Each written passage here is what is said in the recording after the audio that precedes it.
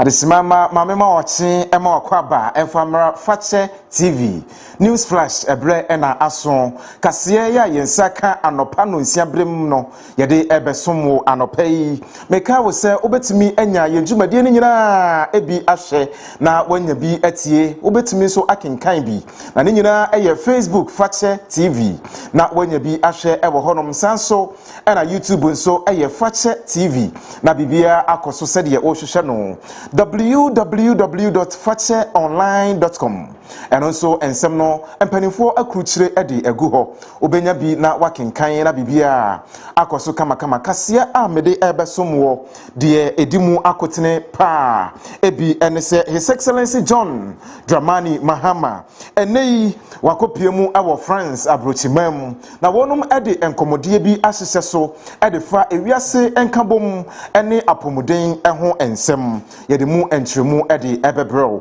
sanso ena enei Reverend John Intim Fojo wono ena eye emrase bedwani edema Asin South empasiano eso enei wode ensem bi atantam His Excellency John Dramani Mahama ene NDC wonum aban no ensem wei ene de keka ho bie ena magimre na mede besomwo se enum anopa no nsia kase medin ede obrempon akwasi yeboa afi yenwura ensem nimu na yemfa emunchiremu hodo nyina emfa enomo His Excellency John Dramani Mahama enei wakopiemu abo France abrochimam na sede France mampani Emmanuel Macron eto nsa edefre no se wonum nyina emra na wonkamom na wondwendwen ewiase ene wonum apomuden eho ensensem eso sede beya ebeboa pa ama apomuden ho ensem atimi agina brane na akoso ama France abrochiman no ene oman Ghana nyina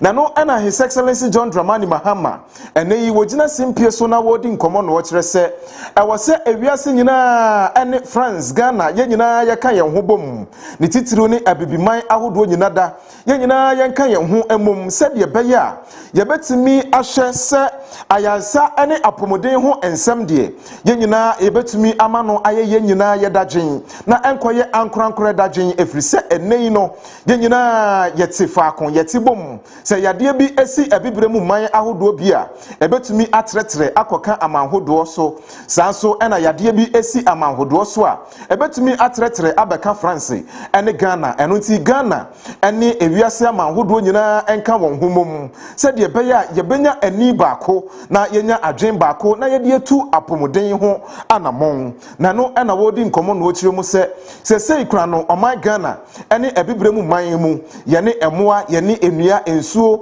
ye nyina yete baako yete faako eno nti se ye kan ye hubom se ye betu apomoden ho esa ebeboa pa ama enioma akoso ede ama ewiase. And so in Ghana, our rollout of the Ghana Medical Trust Fund and our free primary health care programs are all new instruments to improve health outcomes for our population. These two programs will aim at lifestyle changes and preventive care, incorporating traditional knowledge. We must also take note of the changing disease burden in Africa, including the explosion of morbidity in non-communicable diseases. In Ghana, non-communicable diseases today account for 42% of all mortality. Infectious disease burdens also are changing, are varying. And so we must take note of all this. The drivers of today's health threats, from climate change and ecosystem degradation to species conflicts and loss of natural barriers, are reinforcing each other. Not to talk about plastic pollution, which is poisoning all our ecosystems. We must advance international action in dealing with plastic pollution. Regrettably, as I speak to you today, the countries that are most at risk have the least resources to cope. This must change. The world must face the stark and Busia ma yentua kase ne so enfama de a yekopiem awo sono kokroko amaneko nim enra wonum efre ensentrofo enhyiamu na ensentrofo enhyiamu na se no wopanimpa ya wono ejina simpie so ekasa de ma amanyeko no eye Reverend John Entim Fojo ono ena nei se wokopiemu awo Asen South awoye emrahye ebejani edema wonum na eno ena wojina simpie so no wokire se enka meya ye se NDC aban wonum eya ye my Ghana krokro de John ni say hunti ene say anti LGBTQ bill ya ekoto emrahye bedwafie na wonum edi ho abobo a ene NDC wonum sori gina ye ekontokoya ama eneyi wonum gina sompo ede ye campaign say aban ene ewiase Ghana nyina wonum nhwe na yento abanfama wonum na wonum de se woba wobetwa wobeji atum aboa se de be ya yebetumi asi LGBTQ no yebetumi asi ano nanso eneyi ebra wonum ebenya tumi no enei wonuma yiwo mani ama His Excellency John Dramani Mahama mpo ne nkomodie mu no wo kire se sa ade no LGBTQ bill no enhyeda nka ne dadwene ho saa eno nti wo hwe se obetumi atu ho na mo nanso enya de a eye mprempren dadwen edema no ebra Reverend John Entim Fojo edin komo no kire se saade yi akire se NDC sabi wonum won ka no kore sabi won ka no kore kura eno nti won hwe na no kore die biada sase wodie ene anamontuo papa wobetu ade aboa no wontumi entu se de beya anti LGBTQ bill no wobetumi asan abo akire akomre sabedwafie na wonum atu ho anamon na abedi juma. We have called you here today to address a matter of grave national importance, a matter that exposes the highest order of political deceit, hypocrisy, and double standards by President John Dramani Mahama and the ruling National Democratic Congress, NDC. For years, the NDC weaponized the Human Sexual Rights and Family Values Bill, using it as a political tool to deceive eminent clergy, our imams, our revered traditional leaders, and the good people of Ghana. Having secured power through this grand deception, President Mahama and his government have seamlessly shifted their stance, abandoning the very cause they championed so loudly in opposition. My colleagues from the NDC saw this not just as a moral imperative, but as a potent political weapon.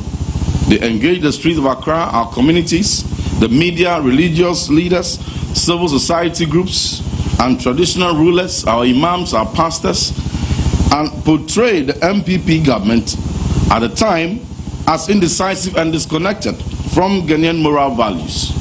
During the 2024 election campaign, the then candidate John Dramani Mahama explicitly pledged to sign the bill into law when voted into power. He went as far as accusing former President, His Excellency Nana Danko Akufo-Addo, of delaying the bill's assent due to dependence on foreign aid. Mr. Mahama boldly declared that if Ghana were self-reliant, no foreign entity could dictate our laws.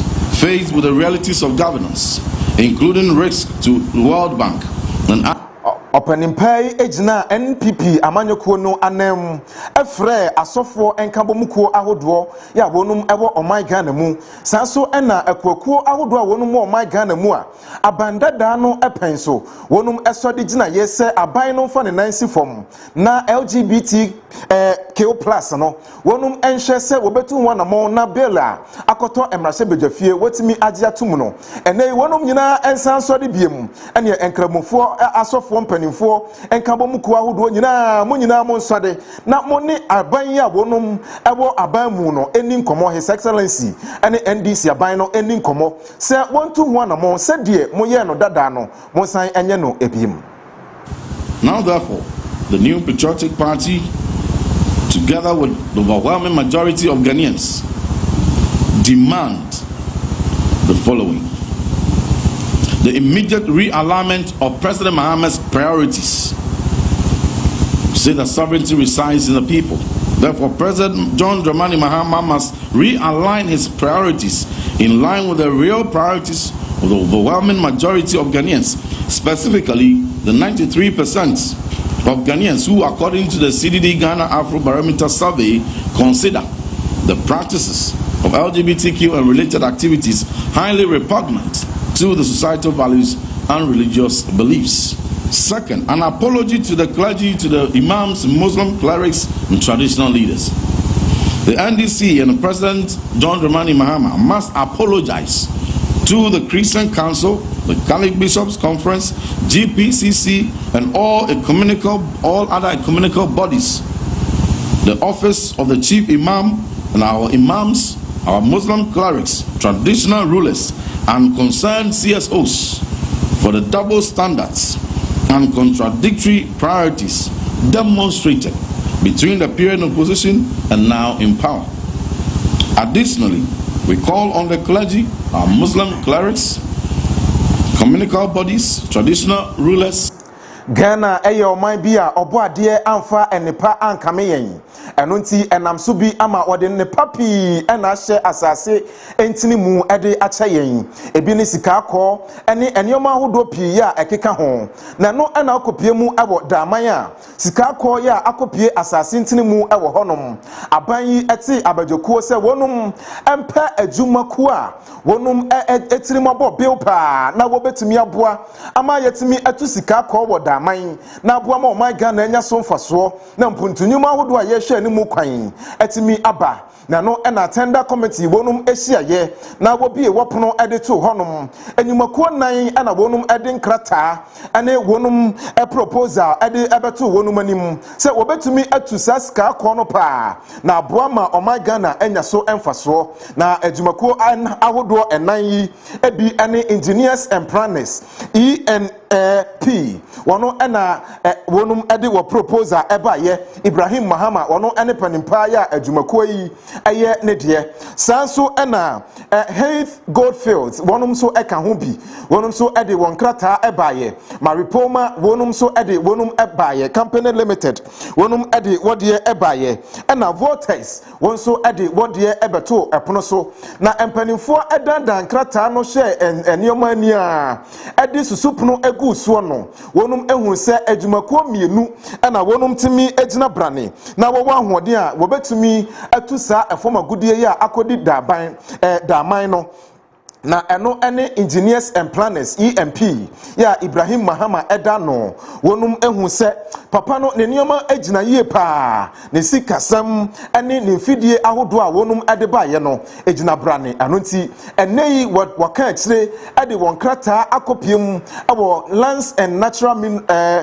ministry honum se wonhwe na wonye engineers and planners enfantum se de beya wonum betumi aba na wabetu sa efoma gudie ya obo ade ede ahyefom ewo daman na aboa mo my Ghana enya so emfaso $500 million USD.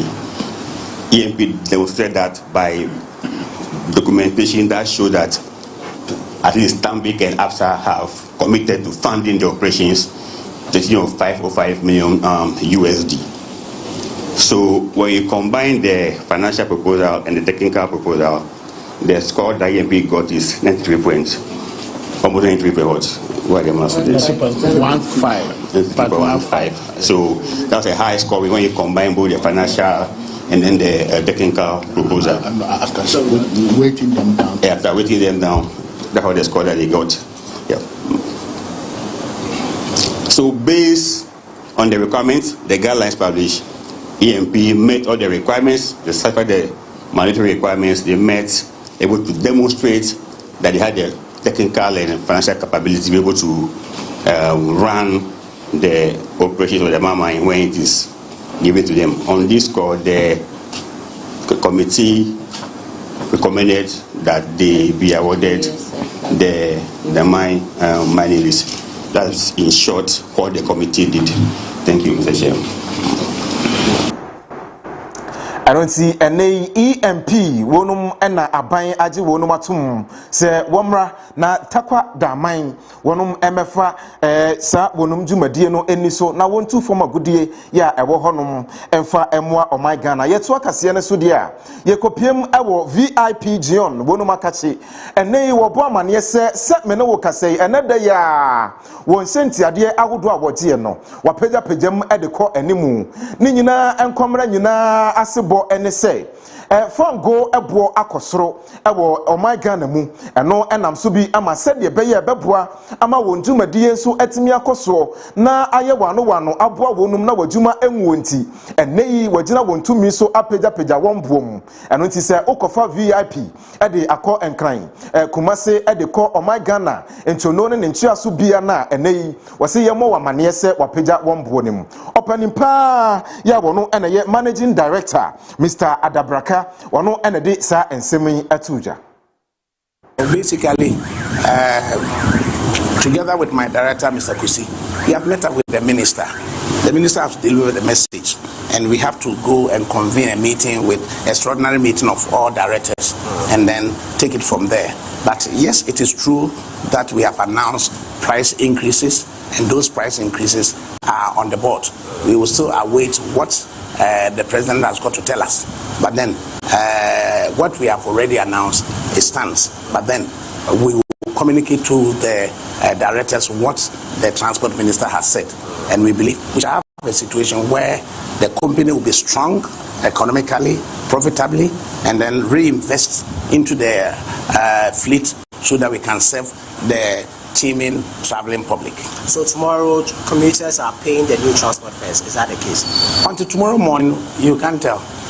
We have said that 07 hours, Wednesday 18th, there's a new transport fare. So come there, see what you pay. But why has it become so?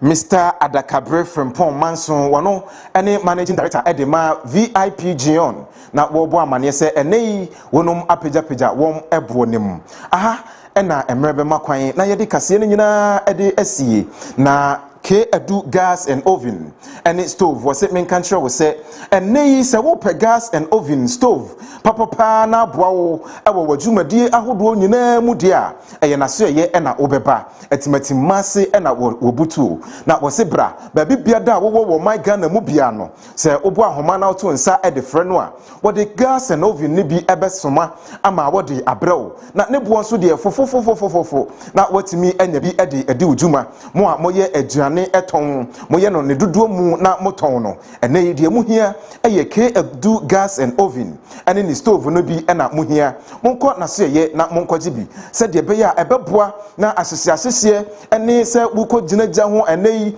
afi na wokotwetwagya ne de keka ho nyina ne nyina entwam na wonya gas and oven stove ne bi enfamfiri Kaakyire ehonom na wabeboa wo wose frɛ ahoma no ya egu screen ne so no na bibia wone ebetwetwe nkomo na sedie eho enseseye esitiem no eno so etimi aboawo ama wonsa etumi akabi eneyi me a mede kase no ebesomwo eyeme obrempon akosi jabua Kojo Marfo ene na pamfo ebetnase na wonum edi Daybreak dwumadie no atoa so makra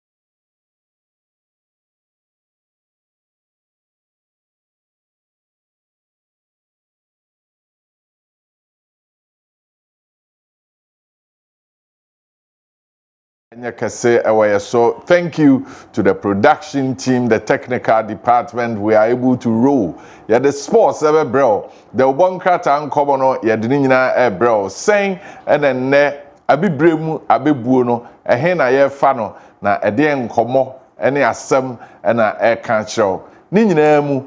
Join us on our social media platform, on TikTok, on Instagram, on YouTube, on Facebook, wherever you are. Send us your messages, voice note, text messages, and WhatsApp messages on 020 764 3637.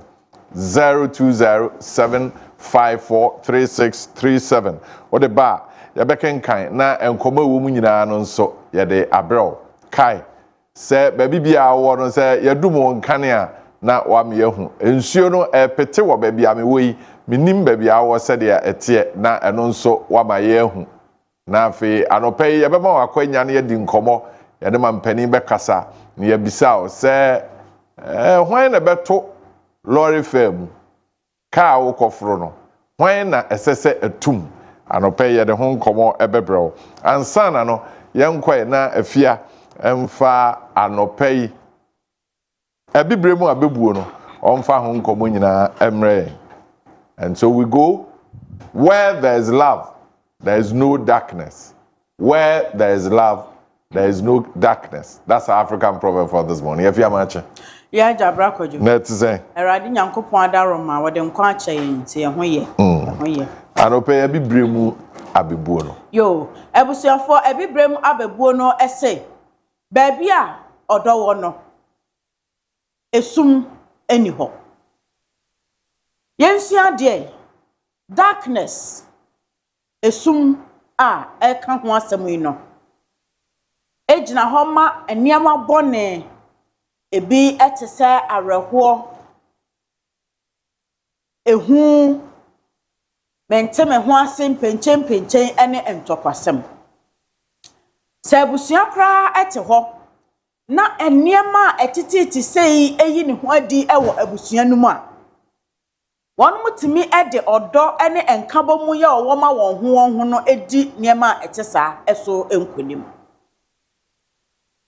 tina kire se odo ye ade a ehia pa yie ewo enipa dada asetena emu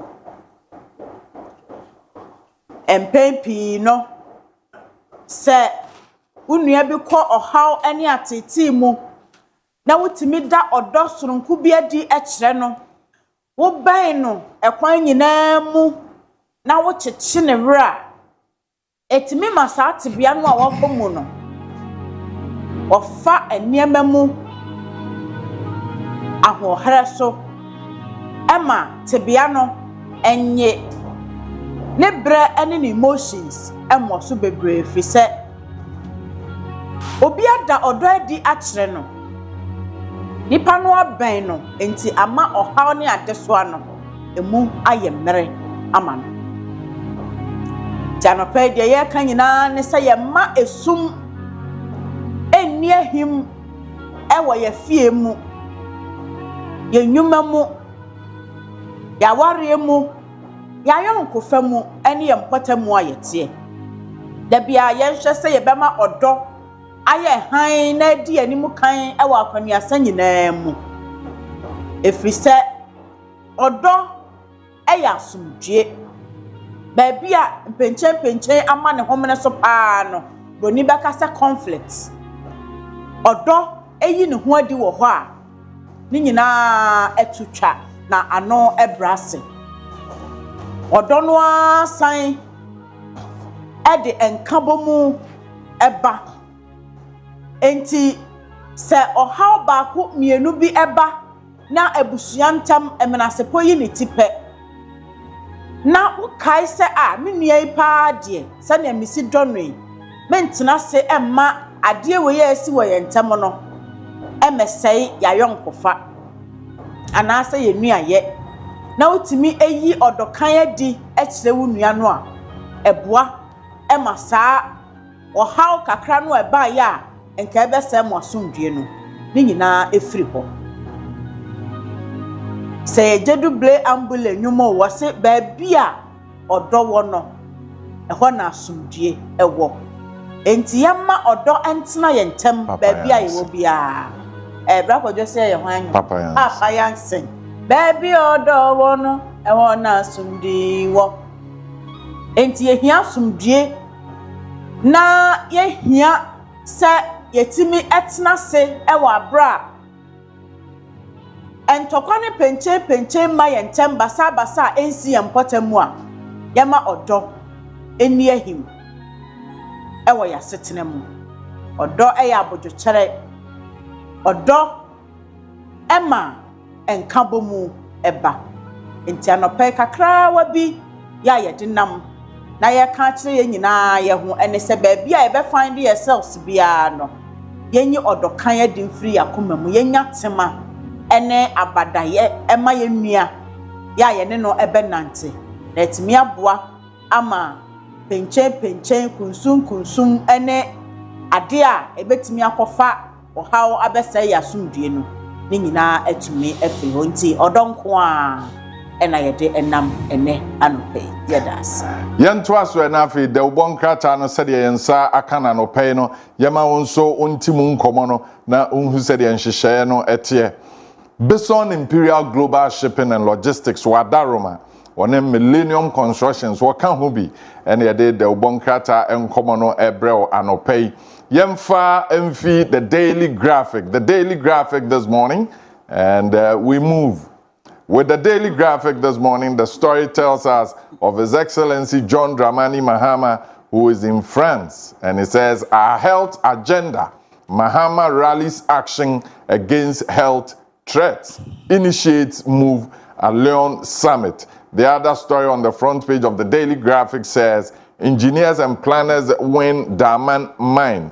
Let's see. Oil Palm Fund will create coherent ecosystem, boost supply. That's DBG CEO, the Daily Graphic. Ebusiafo Daily Graphic de obokrata no ene yede ehye nkomodie no ase anopai na wo hwe animu a ye mampani John Dramani Mahama ene France mampani Emmanuel Macron sene omienu eda ho na won mo chia no efe na enika keke womo akopiemu ewo Lyon ewo France ena won mo eye One Health Summit.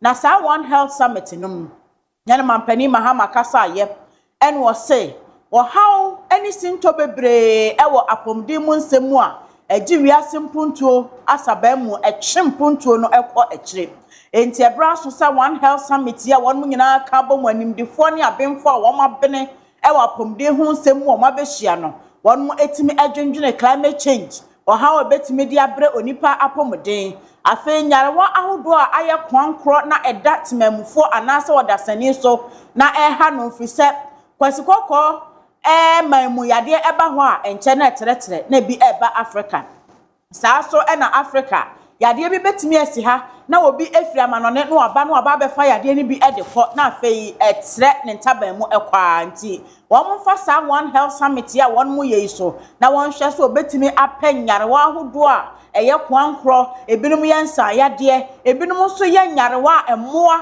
na etade bre wodasane nyina no won betimi ahwe no wape ne pomasibre na wode aso ano nti One Health Summit nkomo ya enra mampani John Dramani Mahamadi wo Lyon no anopa Daily Graphic aboho amane na Daily Graphic ebabie mu am Yensama waka eni se engineers and planners ejumeko no ya eyeyera Ibrahim Muhammad ya nimfoni eda de bokrata no anim said ye enra committee ya wo ma won mo adwuma se won mo enkohwe na mining list ya won mo ede madam idea no won mo nton samfra nwumeko no obia ma kire ne bobre we ye justify your inclusion ede na kire se wo mfidie wo sika ya ede da mine ema wo wo betimi aye ho adwuma committee no do manu din sembe to justem enyumako mienu na ejina brane engineers and planners and his goldfields wo mo mienu nyina wo mo yade nanso eye dan ya ye kwotro nso hwa wo bi bedi kan ama wo bi edi nachi enti engineers and planners de no mo hwehwe ne nkrata nyina mu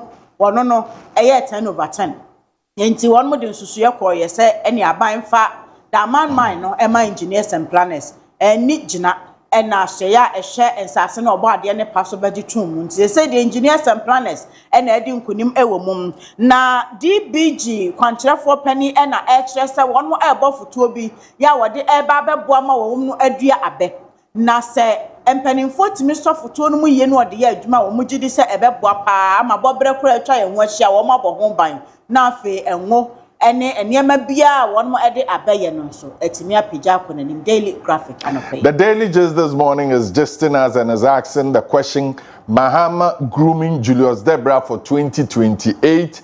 That's the question. OSP rates fuel depots and apologize over anti-LGBTQ deceit. MPP tells President. Ibrahim grabs $15 billion juicy diamond mine. And pay cocoa farmers, not party executives, are not dumpre fires the NDC. These are stories, the Daily Gist. Daily Gist ba no pay a wose wo gist yen. Na gist no, de edimu akwotene pa no. Chief of Staff Yera Julius Debra said the nimfoni edakoi. En wo mu bisa se aso mampani John Dramani Mahama namba bia no odi Julius Debra tua ne pa. Na bibia mu wone no na ekoba wo mu kon nakra nei wo boaboa opani no eho na afei wa hyene den ede no ama daach 2028 eko kase ya eda NDC amanyoko no animu ana Daily Gist ebiso se grooming no eno na ekoso yi na ase Julius Debra ben mampani Mahama pa kwani asanyi na mu otunu atiem enti obisa sa kosa no. Na anti-LGBTQ and sensemi ena asin South Mrashe Bedwani Reverend Intim Fojo enra ofre ensempirefo nhyiamu ankane 8 parliament no a na won mo de sa bill na ekọ na ekufu adoho no odi akotene na wo kan sponsors no ho bi ena afi so won mo pese wo san epuhia na ho nsem eba enra ensempirefo nhyiamu a wo ofre ye no wo kasa no kwasem Ebra NDC for opposition no na omusu enko ekwan Asam George ene woni a aka esori egina ye ekasa etia LGBTQ nsensem na won mo ekire se ekufu adobo apa ena na won pese obesan bill no mo ba ye ase won musu no asesa esu no asesa o enti asa NDC for won tumfuturo gu Ghana for ani and one to Abama woman, and then one by your more Edan woman to one fat up by a mudo, Emre Ghana for 1 man year at the half. Was the Office of the Special Prosecutor, OSP, Wabo Rafu Depo, Ahodo, and in Juma Wod ye, and ye Munya, Daily Gist, the Bokrat Anwam, a bachelor and ne Anopena, Ibrahim Mahama, one also Daman Mine, ya what de Amanono. And now, Daily Gist say a juicy, a more de party, sa dear be a wabemu. Na juice enemu 15 billion US dollar juicy deal tresenya sam ketwa emode ehon sam da ha ora no don pre o so ya no para to go fast man makuro mu a e de no wabie mu na ezu egu na de o say ya wo cake bi o mo fe na milk cake o finfin na you know esa finfin ade a wabie mu na de say wo bie cake ni finfin a na cake ye bie mu say eno no eye sononko you what nkruwa na you know esa monti eye choose ko fifin pon Ofa. You know, so the juicy there. Juicy. Another impressive. Pay cocoa farmers. Munchia cocoa. Equia foka. Nemo. And your party executives. Daily Gist. Bison Imperial Global Shipping and Logistics. Warning Millennium Construction. Adaroma. And I don't pay the Obonkata and come on the day, bro. The Chronicle newspaper says Diamond Mine Tender. EMP wins the race. Secure 93.15% to beat competitors. LGBTQ bill, minority accuses Mahama of hypocrisy. Gains in inflation control often comes at a significant cost. Bank of Ghana Governor 6Am. The Chronicle. The Chronicle, the Bokrata no ede amane enam ene anopei na wo hye animu am. Wo de yewura ama Kofi Boa awo ye oswafo a wo hwensase na obo ade ne pasomfoni abeto ha ni nyina efa Draman Mine tender won mo ye no ho na EMP ene wo kire se wono na ewe ne race no na Chronicle kra de wo de ne score aba wo se 93.15% eno engineers and planners for the BT woni aka na wo mo so ebe pesa juicy deal no ena wono mo ena enya ye ho amane eda ha Reverend Tim Fodro se enya atwom ye pa na ahye NDC for say anti LGBTQ sensem ya eho na ohye animo ha biemu a Yewura Johnson Pandit 6Am awoye governor Emma Bank of Ghana Mercy Kakrabia Batan ena wo kire se ansana won mo ebetimi atoto niema na wachi inflation ejina fa ko se niema bo enhwiri nkosoro 10 no bibia yesi ade ede bia bonyono ebata ho gisa won mo so eye bibi ena wode anya bibi enti yede sika ena enya sika yede nam ena yi nam enti ho amane eda Chronicle de Obokrata no emuano pay. The news center says anti-fraud center to track and stop digital fraud instantly. Daman Mine goes to E&P. Get fund to sanction shoddy work contractors. This story is a sad one. Toilets locked at Every Girls SHS risking students' health. These are stories on the front page. The news center.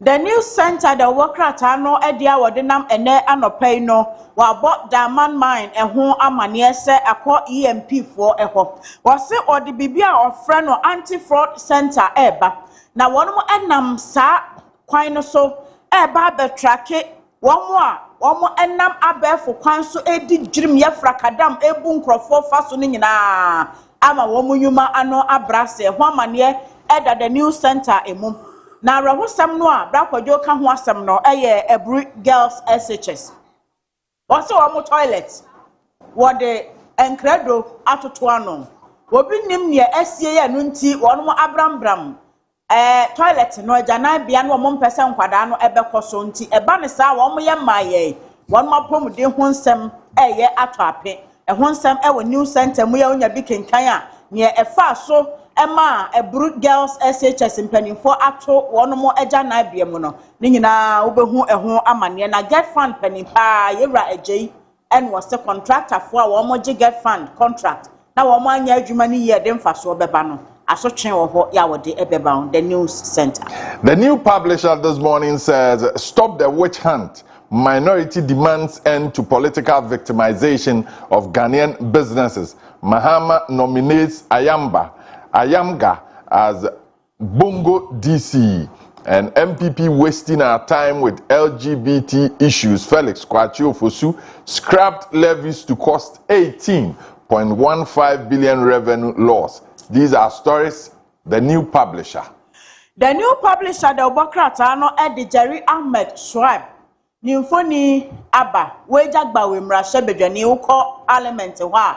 Wono so deputy minority whip na nimfoni ya wode aba no na wojina minority anemu ede ato aban anim se ayeye ekwan a won mafa so ede wani asi Ghana fo nyuma so wo mamu ya woni wo mu enni ni ye ase we ye witch hunting bi na ekoso pinido mo ya wo mu sa na mo twentwam wo mo ye wo mu yodom na wo mu nyuma no egu eno nti Jerry Ahmed Schwab na agina minority anemu ya wode saasemi aye kokobo ema aban eho amane eda ha na Felix Kwachio Fosu efiti enra wono ankasa wote bi hwia papa ewo social media wose MPP fo ade na mudwa ye ho sa edien yeda sori ne epadua ne edukura na anti LGBTQ bill yesi ekwakoda anti LGBTQ bill ho na ka kire mo say sa LGBTQ bill no Ghana for kra ehia wom enya dia ehia Ghana for sa o ne Ghana for epe eni se mpuntu obeba Ghana yedie ne promprom ye beba na mo sori amo de LGBTQ sense mu dwa o manfo ho sa Felix Kwachio Fosu anu akoyi ne ka o enti ne na asem ya wode abama the new publisher apone ho bi anopai na wode abano no CPS for na ebo kokose levies to ahodo ankane na wo ho ya ban ebeyi free ho ni nyina senka enei ewo ho anka beboa pa na eni ho no eka ya eye dia bejai on my Ghana so eye 18.15 billion Ghana cedis ho nsem eda ha eno wo se mahama apao owura ayamga se bongo DC anopɛ the new publisher. Beson Imperial Global Shipping and Logistics wadaroma and ye did the ubonkrata and common ebro se o amanone watoka bi wopese o de ba o man Ghana o man Ghana mu hu ka bi wa amanone opese ye to e de ba emawa na oni Beson Imperial Global Shipping and Logistics e di nkomo wo behwe wo betoka no wo de besi ship mu ebedura wo beyi no wotema ha bode ama na afi wo nso oho ahenhan nti e ka be na wo pe enema ben na wo de kwa amanone akoton na sika aba wonsam ene Beson Imperial Global Shipping and Logistics adwumakuo no eni nkomo won komo eyitia won komo ehwam won sika sem nso ekwan demu a obitimi ahenhan wo ho wom Beson Imperial Global Shipping and Logistics anopɛ wo ka ho bi ene ye de ubonkrata nkomo no ebro won wotema community 2 Accra International Airport so wasanteman temu a Kumase won wo dichem so I'm sure the numbers are rolling on your screen but if you are listening 0246 760 890 or 050 1314 369 Beson Imperial Global Shipping and Logistics wadaroma Sana Millennium Constructions say you can't adansi hu nsempe na onim say Millennium Construction and awodin ebeba won wo Kumase Boshen Nayas Junction say opese oton wasase say opese oto asase a asem bia emma ho asase ho nkrata asem won na wohwe na woye ti wo amanone na wanya sika kakra pese oto asase yesi dan wo somawa and Millennium Construction say ni nkomo say na open o dan no open kese open story building sorry na usi warehouse na usi a mesrewa adwumaku a wobeboa mo asi dan no wasom adwo usika ne tesen a yebenya bibi de ayama Millennium Construction Boshen Nayas Junction the numbers rolling you can also record the number 0244 274 084 0244 274 084 Enyumakuo ya daroma ena no peye de da ubonkrata nkomo no ebreo emu bia no obetimi a kira adwen 020 754 3637 ye dan ye ho ye ba agudie mu nsam ye de nyina ebreo Daybreak Jumadie wo fache television so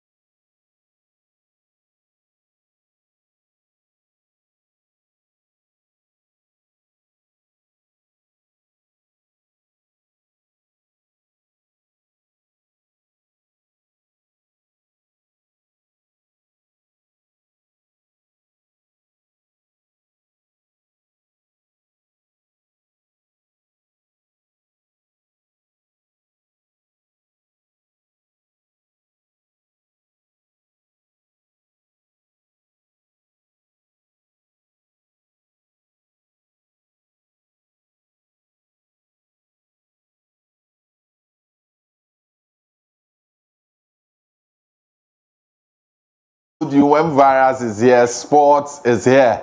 Bra match. Just over. That's it. For Nyamia na from there. And matches no exciting matches. The score lines a bit worrying for some.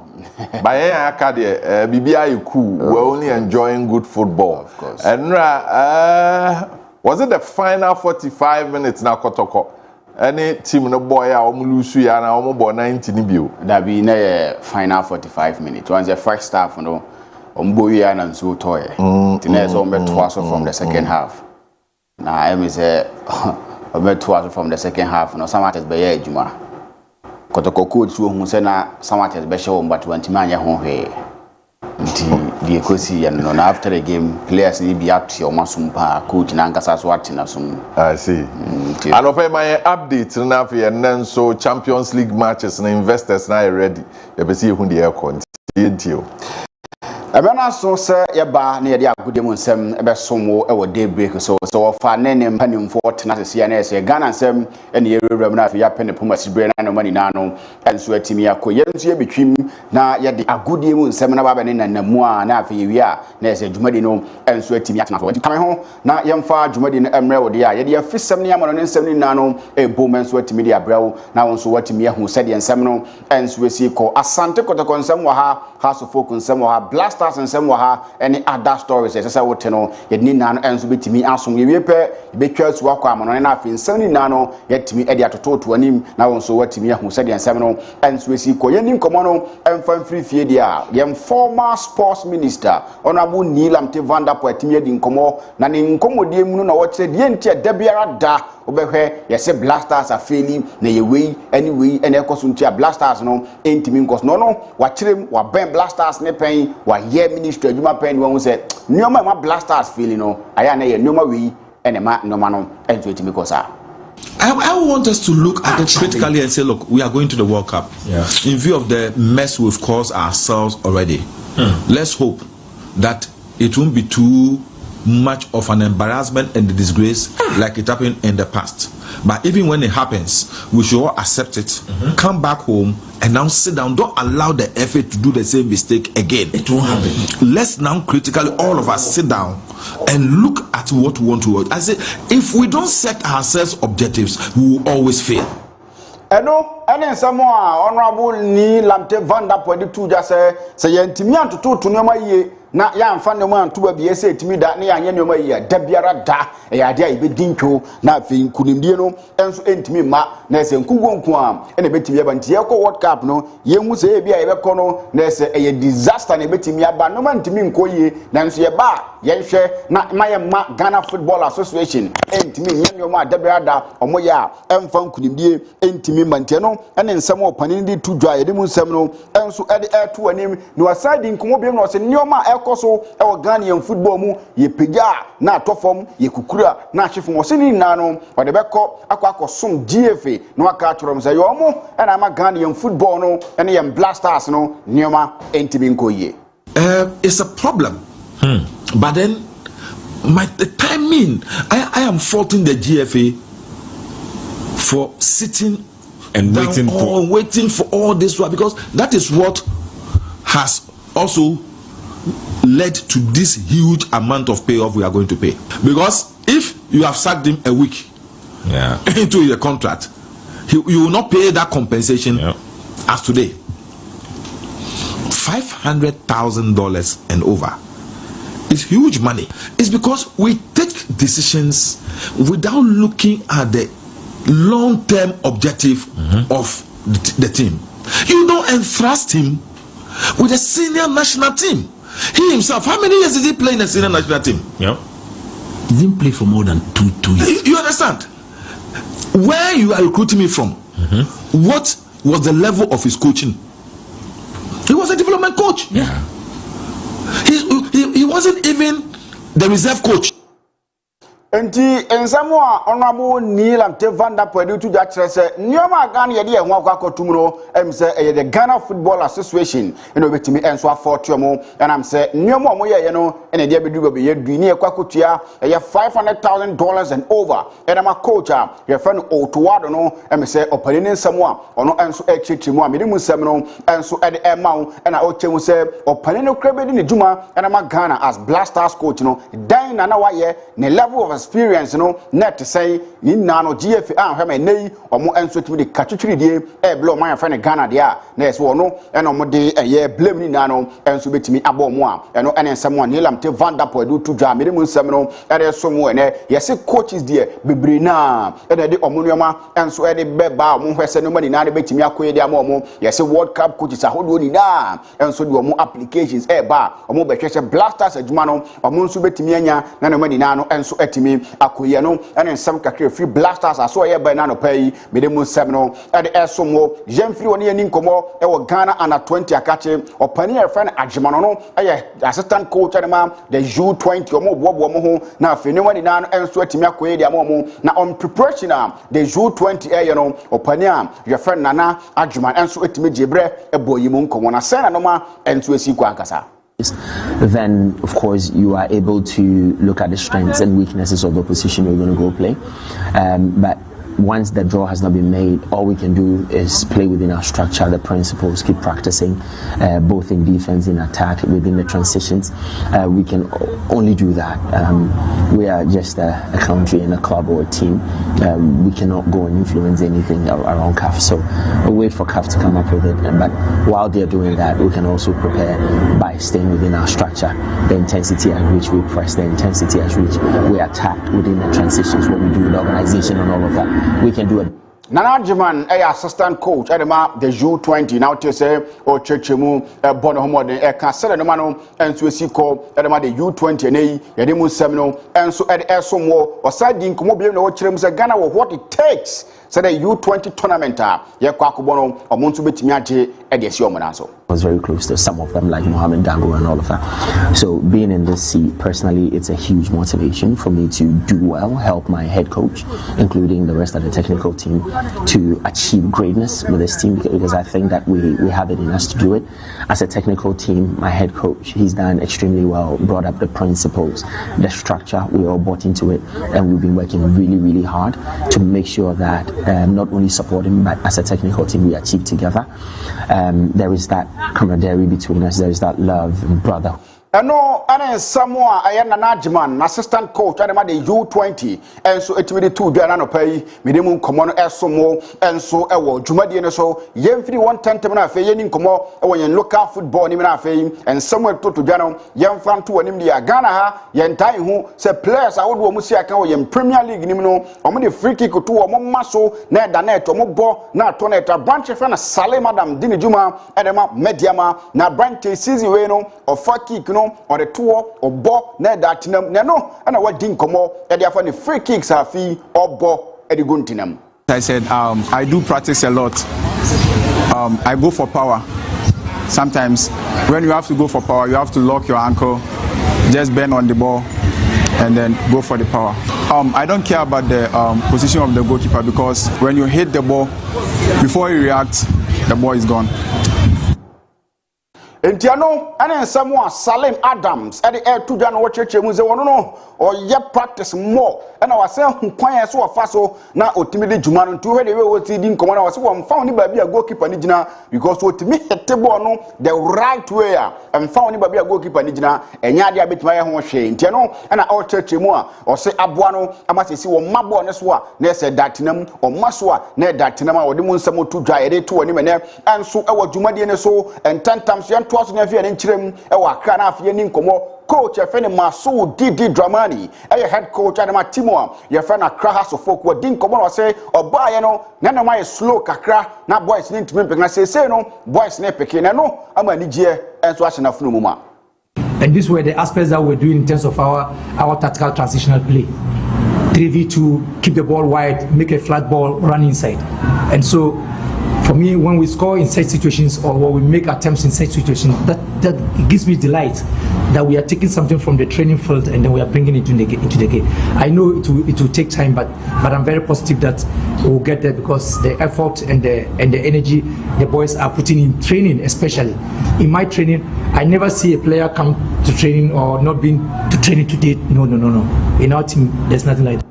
Ntiano and someone coach Maso did the drama did 2 years say no once a boys ne picking and kakra or more into air tears here and my one in ano and so to me koye at the more demon seminal air to Janano pay ya de 2 and and so daybreak Juma DNS so yen twas in yen komo e was Sante Kotoko Kachanra or more and so to me twas so the second 45 minutes of game and so many samates about nano Joada in so toya and Timian twas na game the banner we know now Sante Kotoko Tifia Chabako and my samates 1996 aba abeshem yenua and there's in Sebebri and so to me aba no pania je fan Mr. Adusa yo ba shanty region ha supporters tina belusu ye no na em sem pelifo no magodi nkomo de em se na nka nkugu abeba no na nka no enso betimi ayi deep pa ntia no ne sem wa lawyer enso etimi to judge say na samates enso the better side omo enso etimi asha asa no kotokobo boko na wade mu sem e de etu anim ye na enim se Hwaho United se me no kasai Ghana Premier League no omo sikikikiriye mo obiem omo jaibo omo se omo kotino ba bi enso etimi bi omo hia nam se ne omo aye de omo fam no ne omo nina no enche da nkoyi emfa mo ne no e na coach a ejagudi chemie pa otenasia entina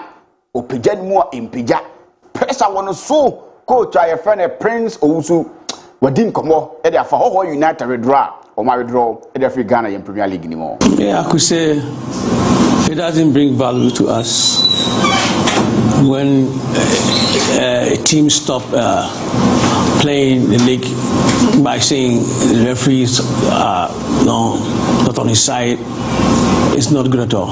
I'm not happy about that decision for the guys to stop playing back. He's the one cashing money out, and you see the way things is going, he can't afford it. So I have nothing to say about it. Yeah. No, I didn't someone coach a friend Prince Owusu ready to just say for value my league no say your ball league power no be so jab body em say for value for my league no say your referees near the other there or GD say you na man for say na wo mo de ma wo boyi e the value my league no na the value makotoko there and then some man for busa na yes an coach is here on there ni modebo no e don so gina here no and sensem kakra fi ho ba me de etu ani wey e ye fi sem na ye bobo anu a me de be somo enso e wodumadi ne so yentwa so ni enko amono ne na ye ni nkomo amono ne dia enra UEFA Champions League games no enso etimi toja timu a je fa no Real Madrid tifie e she ba ko ma timu e fa ne Bayern Munich enso etimi ba e be she kanu mienu a na che se e ye pani be she nyoma ni na no enso ye something which is there ma timu e fa no Real Madrid nyoma enso etimi anko ye game ni ba na we ye no na sa branch e fa ne Manuel Neuer 40-year-old Manuel Neuer enso etimi agina na so enso etimi age man of the match award a nyoma ni na no enso etimi koyie pa enso etimi de man tuhwe abrantie yi ene se do si gina ho ya 40 years na wadi o na enso modem ba eno ada oboye e de ma etimi e fa ne Bayern Munich Real Madrid for no bo ni wayi Real Madrid for no bo ni wayi na se Real Madrid for no bo mo bo de se ke kwan bia so o metimi ateka no na enso entimi ankoso sa amfa mo na hwa branch na ne o mo ye no ra ewo game ni mo a 9 saves and a branch and entwetimi here ya onya 5 saves in the penalty box or entwetimi prevent Real Madrid say omo enso entimi emfa goals ento atenem na wo hwe ne 1.05 goal prevented it a branch no man enso entimi koyie e ba se yempie meyi ball no nso an 10 so no watimi apie no abeyi ball na bibia no enso entimi akoyie no a branch ne ball no homoden e ma no mani na no enso entimi koyie ma na 40 years no wadi enso gina po ni mo tse no mani na no e koyie enso etimi de man coach your friend Vincent Company in a din kunim nyoma na koyie de man after the game Vincent Company din komo no si we no e first half no mabo nti omo hwese second round no and as a second half no so no si frɛ no nyoma na betima koyie e de matimo a your friend Bayern Munich get into the next round but it feels like a half time so there's not been too many big celebrations or anything. It's been quite contained, so the focus is there. I mean, I wouldn't say necessarily we let them back into the game. I think we had some chances that we didn't finish to maybe do the 3 or 4-0. And they have so much quality, so they're always able to create something, and that's what they did. But for us, okay, we have the next. No, and someone Vincent Company and 20 minutes to John Ochim say, no, it feels like first half no matter in Tinyadi and Jen was rubibly. Nyadu or Mujo when he be Bruce Bia because Omujidi say there was second leg, as somebody Yamepa, and then now what you prepare, was German in Tinyadia, Omomaniaje, and sweating Yabro, so the science and 72 Diamond Seminole, and so at the air to him, ne teammate, and as a former teammate, your friend Michael Riches, and as a Mika Riches, and so 8 minutes didn't want to say, no, him that. da so owura yi oba be coach kese no abo adwuma ene ma team a ye fe ne Bayern Munich ni team bi obe coachi ena Vincent Company se wo na no da yi na wo se da biara da ye be lusu da biara da ye be lusu sei ena komodie no enso etimi ko e now. No, but I have to say congratulations. There's only one guy that wants to make it in Hollywood, and that's you, Michael. You know that.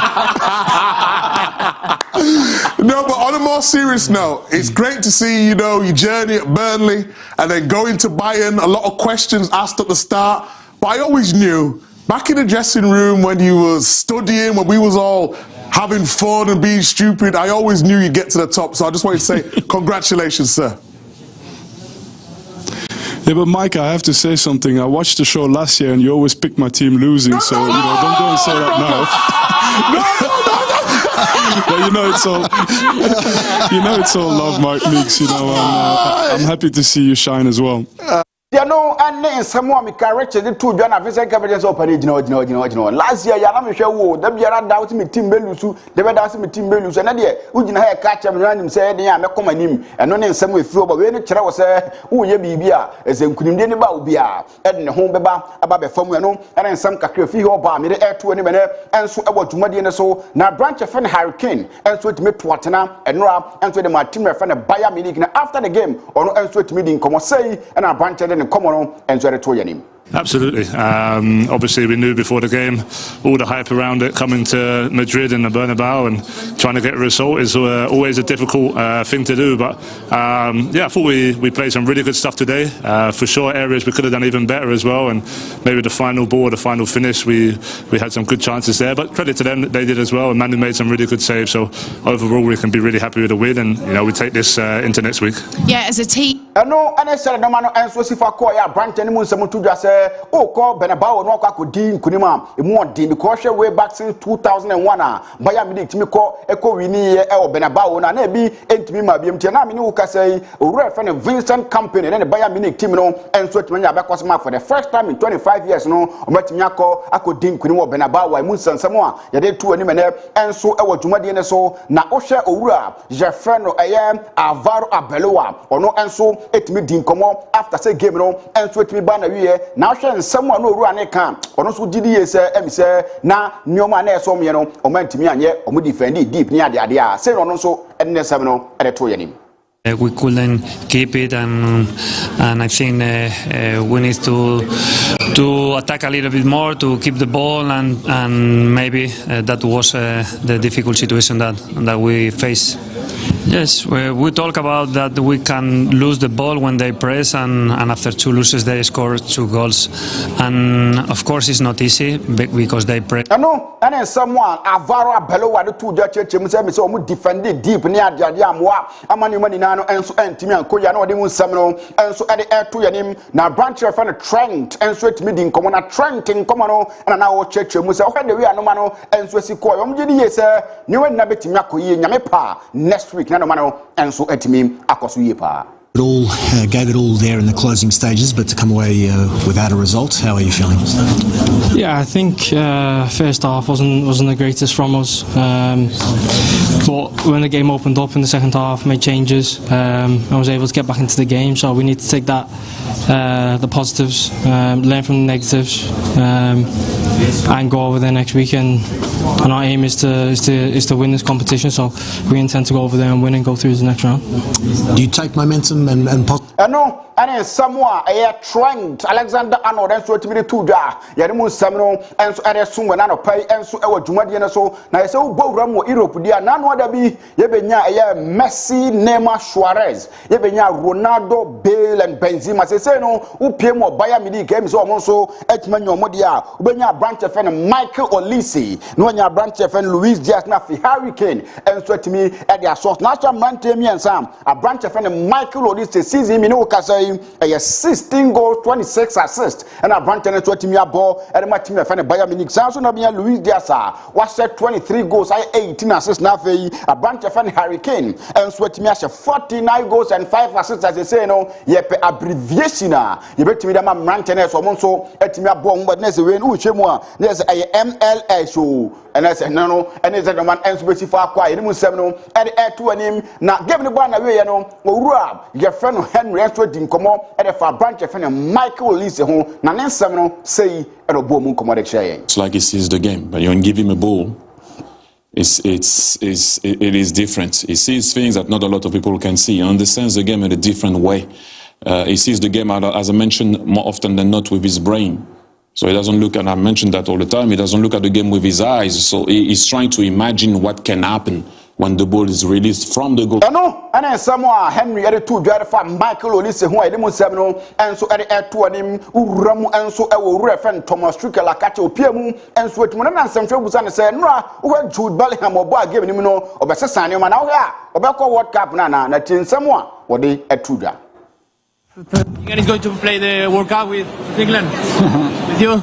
It is okay with Bellingham. We will try. And you tell someone to my trick, you did 2 Jana say a branch of Jude Bellingham near the Emmy say, Urano, and China needed yes, I when you was an Zenray, over more boy, or World Cup, Libya, and I see a bet try, you bet share, near to Merits and nobody nano, and submit to me, Akoyano, and then some free hall by a sin next week, no, a branch of Jude, no, and submit to me, starting Rima, so ye be say, a branch of fellow men, you know, bet me about see a canon nobody nano, and sweat to me, Akoyan and Ra, team my friend Arsenal, so it me born no more than share Kabako, and my team my friend Sporting CP, and so and to me anti a canon, na say Siamino say Arsenal the only team in the UEFA Champions League, no, almost they are yet to taste the defeat.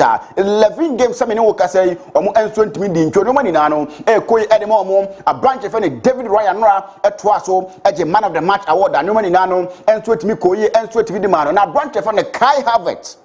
What didn't come out, and then come with not just a win, no, an important win, a bit me a bois, now for Arsenal, swab one more day, now for league, you know, now even put Champions League, you know, or more else at Miaji. Especially in front of the fans, and yeah, we take that result, and still a lot of work to do next week, but we take the result for sure.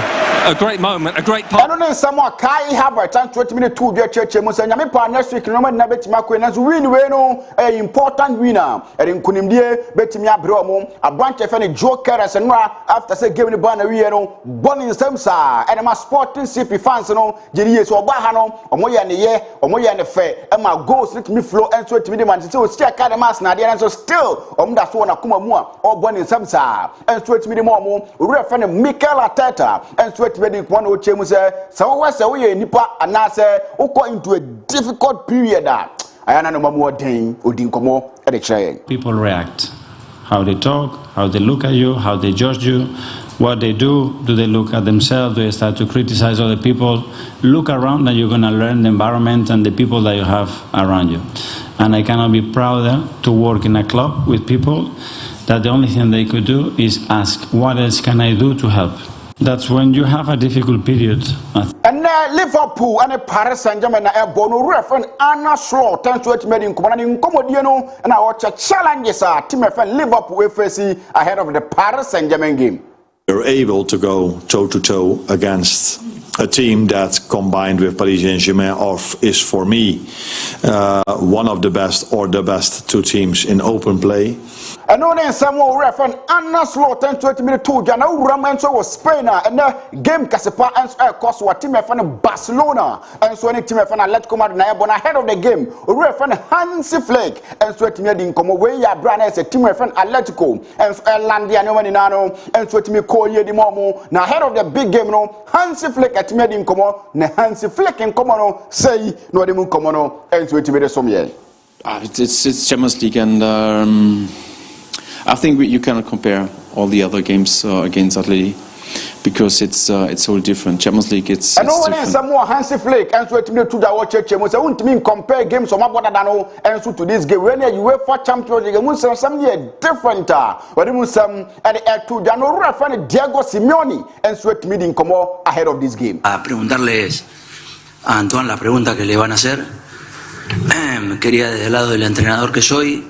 Anone Samoa Diego Simone yadi two Jawa Church mu say omunim team omno ne ba na at this moment no em found the team ane ne bo e say tokoso okwanim na bibia no enso etimi koye no ene Samoa pani no e two Jawa bi mu sem no enso e to anim na Liverpool ne Paris Saint-Germain bo na afi Barcelona so ne Atletico Madrid enso etimi de sia ne no ene stadium sem city am mu sem no enso e mo nyane pa 3 p.m. no e bet na se na afi yade more enso etimi e de ato anim na se kese nkoma Benas Habib the special one Abu Diabe and for Brantia, your friend Lou Takina, or no supporting my Bibiano, and Twitimi Koye, Julius from afar, T bread support and after one so I show no or supporting my Bibiano, and Twitimi Koye, cameraman on duty, Brantia, your friend Lord as someone, Lord of the cameras, or also Elbojma, made Jaw now for the Daybreak team, and so at me at Twasso, and so to me at the amount.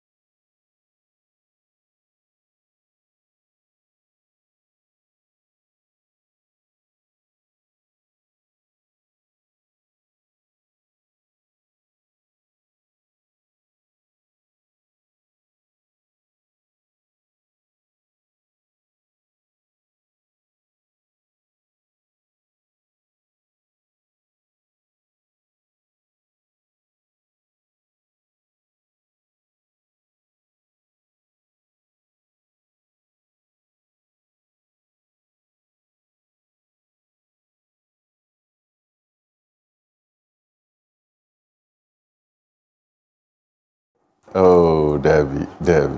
Anyway, said the TBA. Anopay, top of the morning, ya de eba na ya di home komo. Kofi Frimpong ha. Afia chumwa kechri. Medin di Kojo Marfo. Anopay ya here, top of the morning.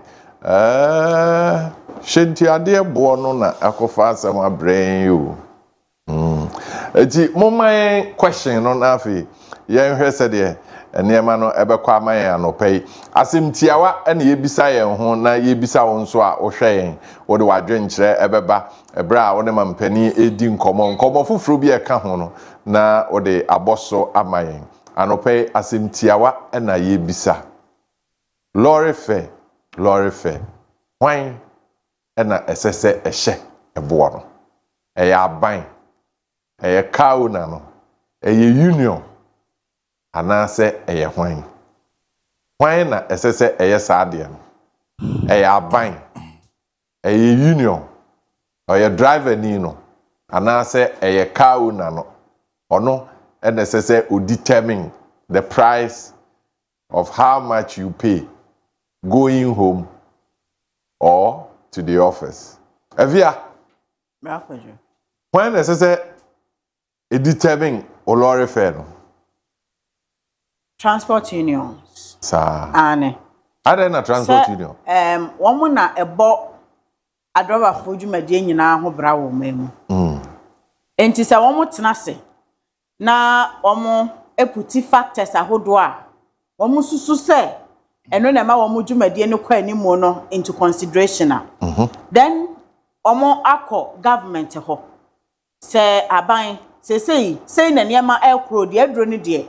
Se mo anye entumu bi sei antumu amaye a edo how ebebrain enti percentage kra wo de eto lorry fare mu no unions na ena determine to wo de call government ho a afei na government so eno wo be jojo na wo mahunu so ebia factors ya mo kan enshada eni suru bebe nti se bia 20% ena mo propose ya ye be stress mo famra ebia 18 na na 15 emaye then se wo mo nyina timi ko bankromu a na wo ma be announce new face no na ashase aye adwuma enti to me drivers unions no ena omo asede no se wo mo sa adwuma no ansa na atiesi from aba stations ahodo no free se MPP no adroba for na wo mo conscience no se lord fem pejamu no ebobo basa na obi wo ho anu ne di nkomo ade o kan ne se union no nyamfa bibia maaye enti ye ntimi mfiri ye pem emfa increment bia emma na kire se sa adroba ni no odwene nipa ho ana se station kro no ejene timamufo eho wo ntimi nsan unions te se protoa GPRTU ni afofra aka ne ho emfa wo mo pe ento lorry fare mu eba saa na kire se wo mo ene wo mo mother unions na ani ni yie se wo se oye driver now do hu dom station na station ni she union asede se wo di union ne mra ne nhyehyɛ so pepepe enti ebeye me nwanwa se station bi betimi afiri ni pemu se wo mo ankasa epeja hyentuade mu wa bra enfree wo mo mother unions eho emaye timedie sa no pay debate ni ye de a me say unions no ena wo mo determine lorry fare and sana atiesi former bedroom station na ye hye ayeka go from more offer one is a chere eboa yetua offer eboa e be chere na ni nyina ejina se na government ni be si a regulating yama so okromu ano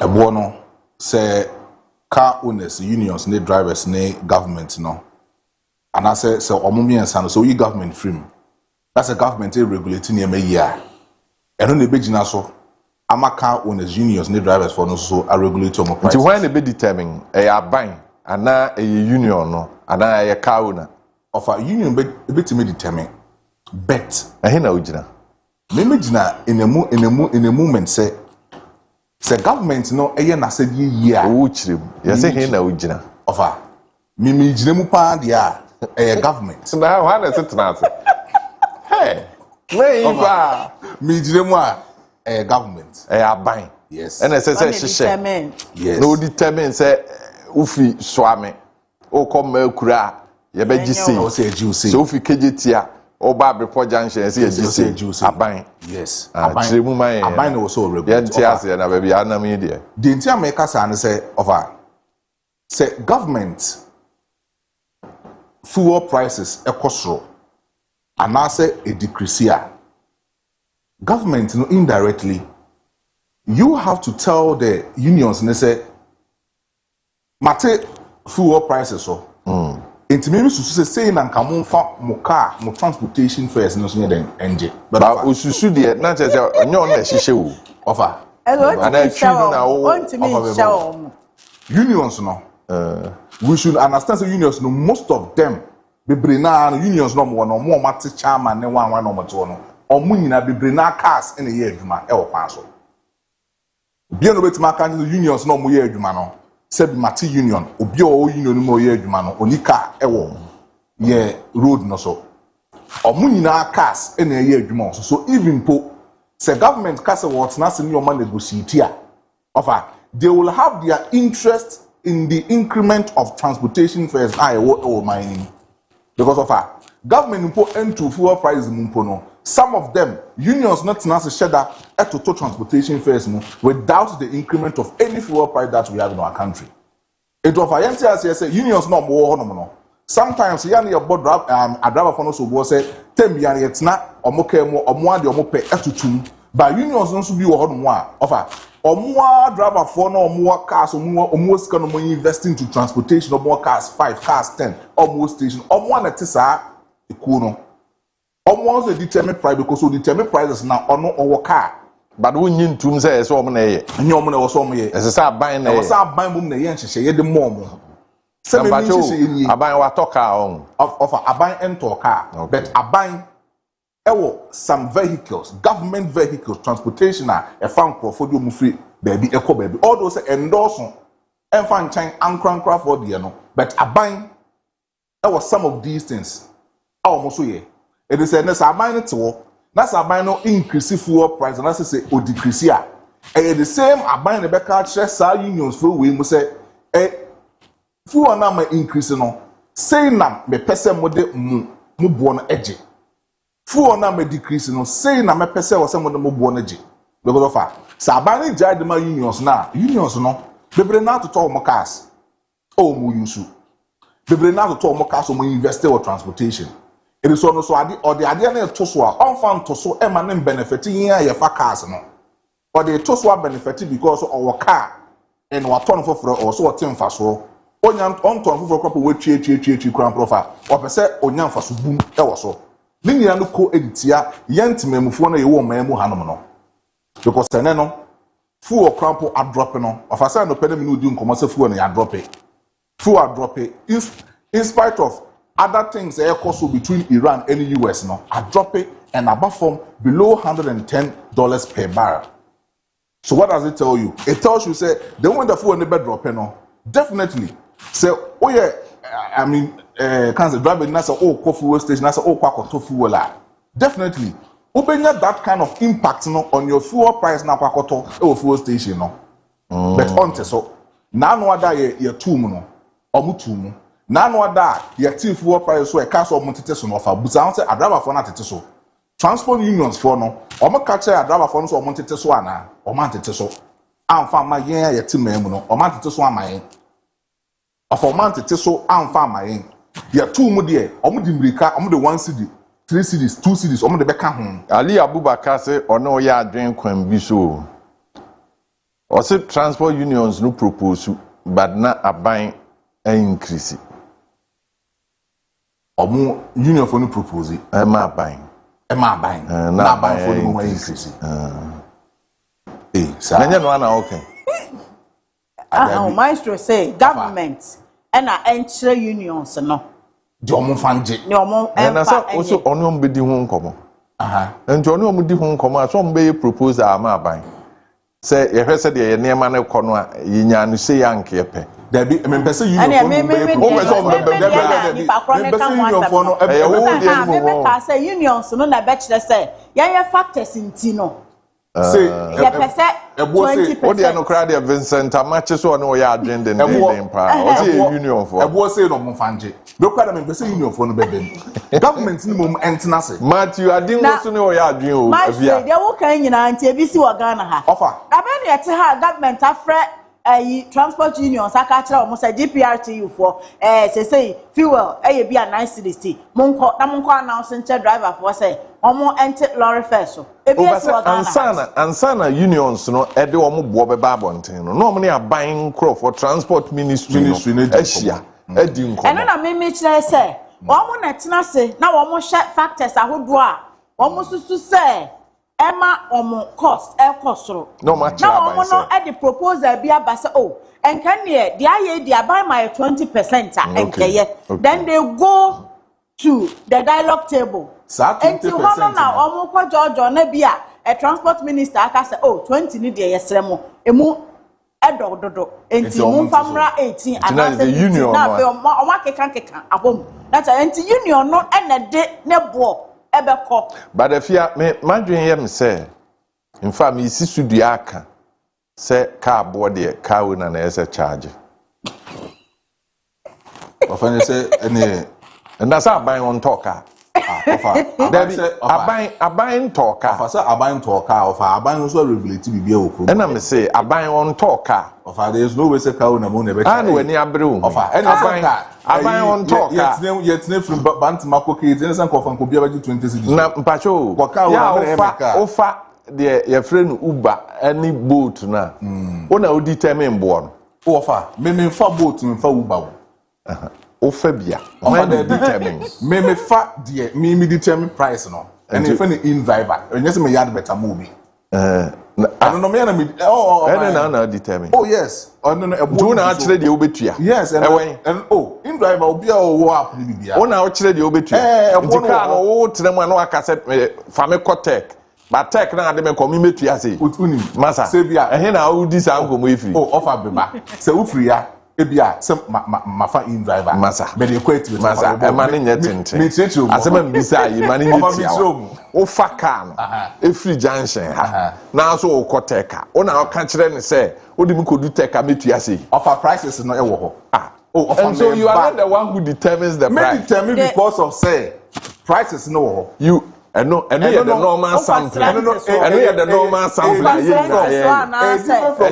it is wako tete glamo na wako tete kinswe ebo bobo nti okọ kinswe ko hwebo na e wo ho no na wako glamo na wako hwe glamo na wako UTC na wako hwe uwia o say gari ne de ofa in driver da o beba enkomo mini wudi no because say de o kan no na ya say eni omo de na ye but wo be na prices no wo ho ofa Debbie, na price wo ofa omo yi price na wo determine say so we be free patase for tano so a metua say prices no wo prices dey be fan say me fa e free ha but the prices you do not determine that me fa free e cop and no a 20 cedis 10 cedis 5 cedis then almost another optional charge a one kasa obebo achim says ni nyina ni basika say na metua so driver ni tias ya no abefa one tias ya obefa so the determination of fare enye wo ho ne wo of me determine Debbie of no na me fo say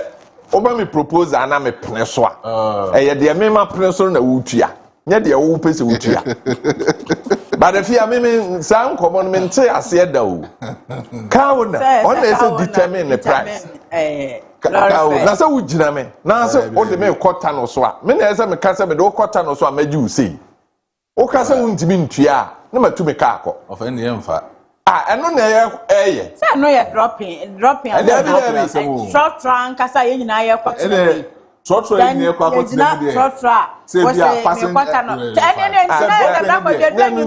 omo ye no ono omo ye agene papa e wo kwan ben so na ka no say nyawo dia na ye tie mra na ye enti mra no say eni e kwa sa pepepe eni wo to wo ka no fa fa wie mu ai because wo to o man mu enu nti na okoto car na uko DVL say uko license car na ye bisa so wo car na be ye den wo se me de ye commercial business uko na de ye commercial business ayi wo sika utua na de ye private ayi wo sika utua ene ye what taxes utua ni nyina ma wakwanya say car no fa kokrom na fa kwa commercial business ananya sa eti se me de me car nam na ugina me ya penti ne taxi ugina me wo se me pacho me pese wo de me ko adum mi gina KM wo se me de wo ko adum a mejo 7 cedis and they dropping dropping of yanti as dropping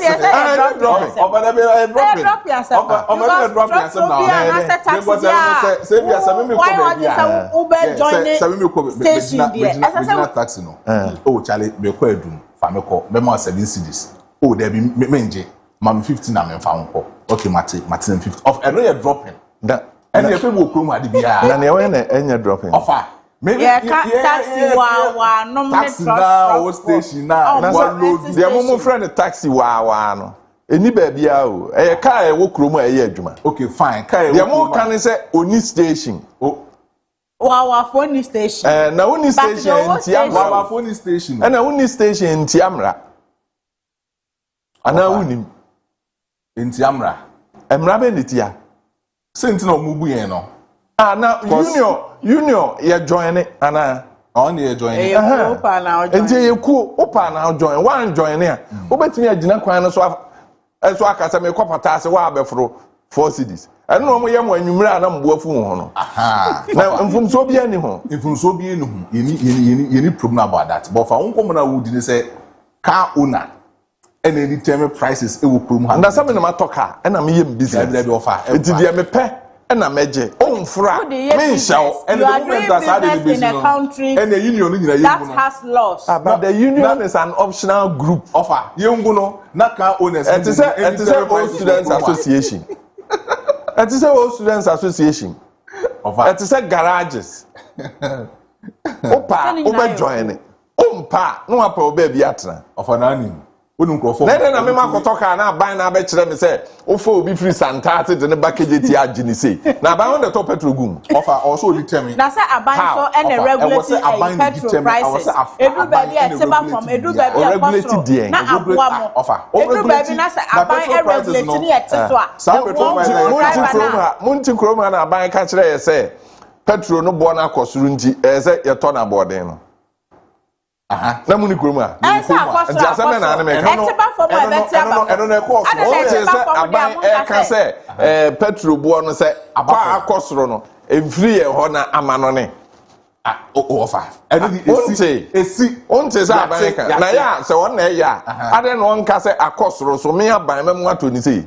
Ade no say abo no akosuru amano ne nti di aye no nso je se boto na boden. Ade and there are times so and never say when you mean there are times so it's offer Emma will drive and yeah impact offer surprise no cost definitely okofu station peleta no so be kosoro ebo no be kosoro enkomo na me di so it don't government that determines it sounds like a decrease here cow na no so ebetimi ate so the cow has the choice of deciding so obeti so na want eno na ebuo no eno na sebi betiti so sebi nkwase ebuo no adentina wo no increase price no wo nya akwan etu mu na ye te so ye sete so once dey on person obeti so enu ntina sebi ye to indomie e wo kwan ho eni ye to indomie e wo kiosk mu eni ye to indomie e wo restaurant eni ye to indomie e wo sebi hotel etiemu bia ne bo San common na monte ase no. Ebia ne mo dey offer. Ade no ya to so. Efu na na offer di regulation. Say okoto indomie. E wo shop mu a ne boy is different from the esi kwan ho.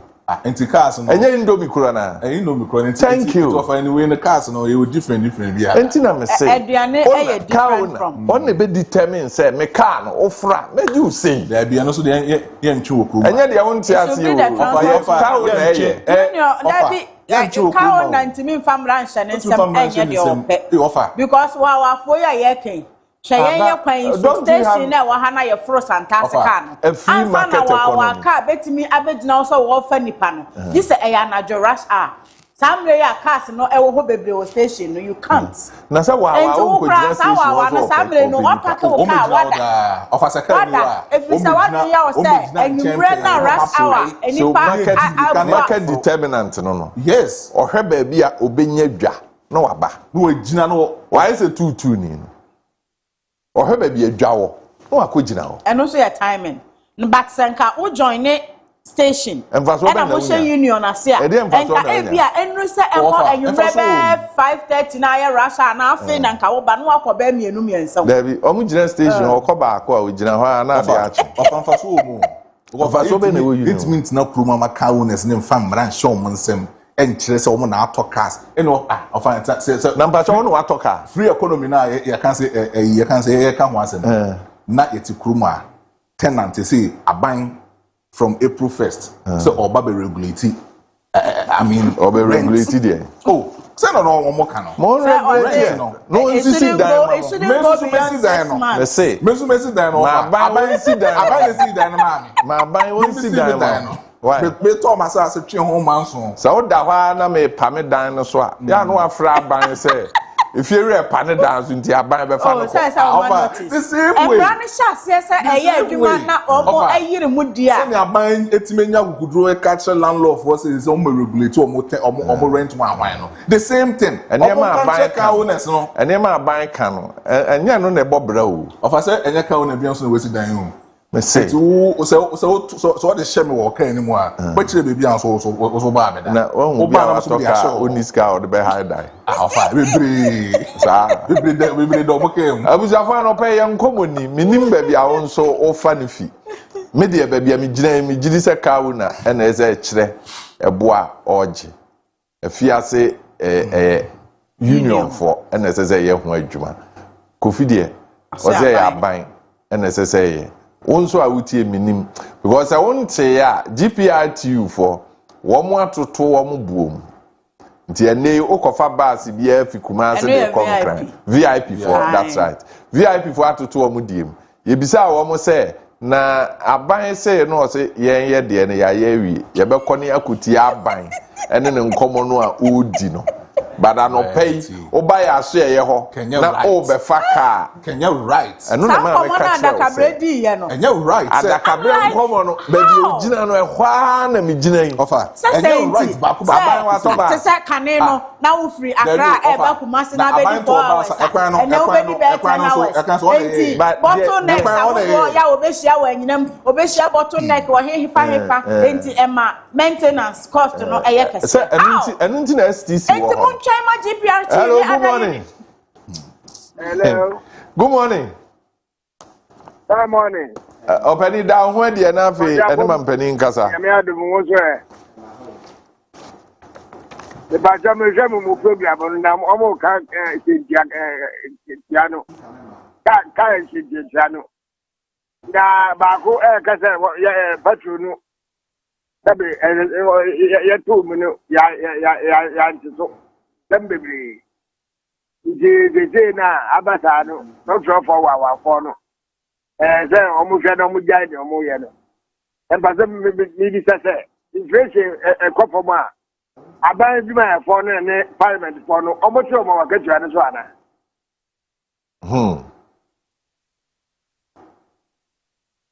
Mr. wa ni se za mu. Da ban pen for parliamentarian for inflation kofo ma omo tro wa katua ne so ana. David. And yeah, catch the papa now to one or can you open? How we have to study in Pakibu get them. Maestro, what? Don't say my country. They all can be country. That's not maybe and one no papa. Carry up for a better dear. Hello, good morning. Hello. Hey, good morning. Hello, good morning. Good morning, Father. Open down where dear, then man penny in Casa. Father, the Abu Kanam some person to was it one up, say, or more at the Lolifa. And yes, Anna, as a castle. A lot of the second say, and the owner of one has and come more epic cabanasa. Nasa cow and what she on the tour. Cow and a beer, which you have a drop when they buy and the car finds a Mao car for driver for no. And the drunk has a car finds a the car finds what you are not in beaches up. Yeah, that's it. I'll pay. But the yam roof in a say, cow. Utiatu. Hello, good morning. Openi, any man penny in Casa.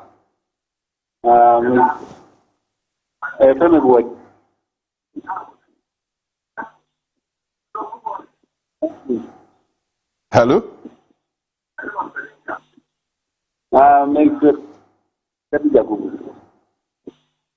Hello?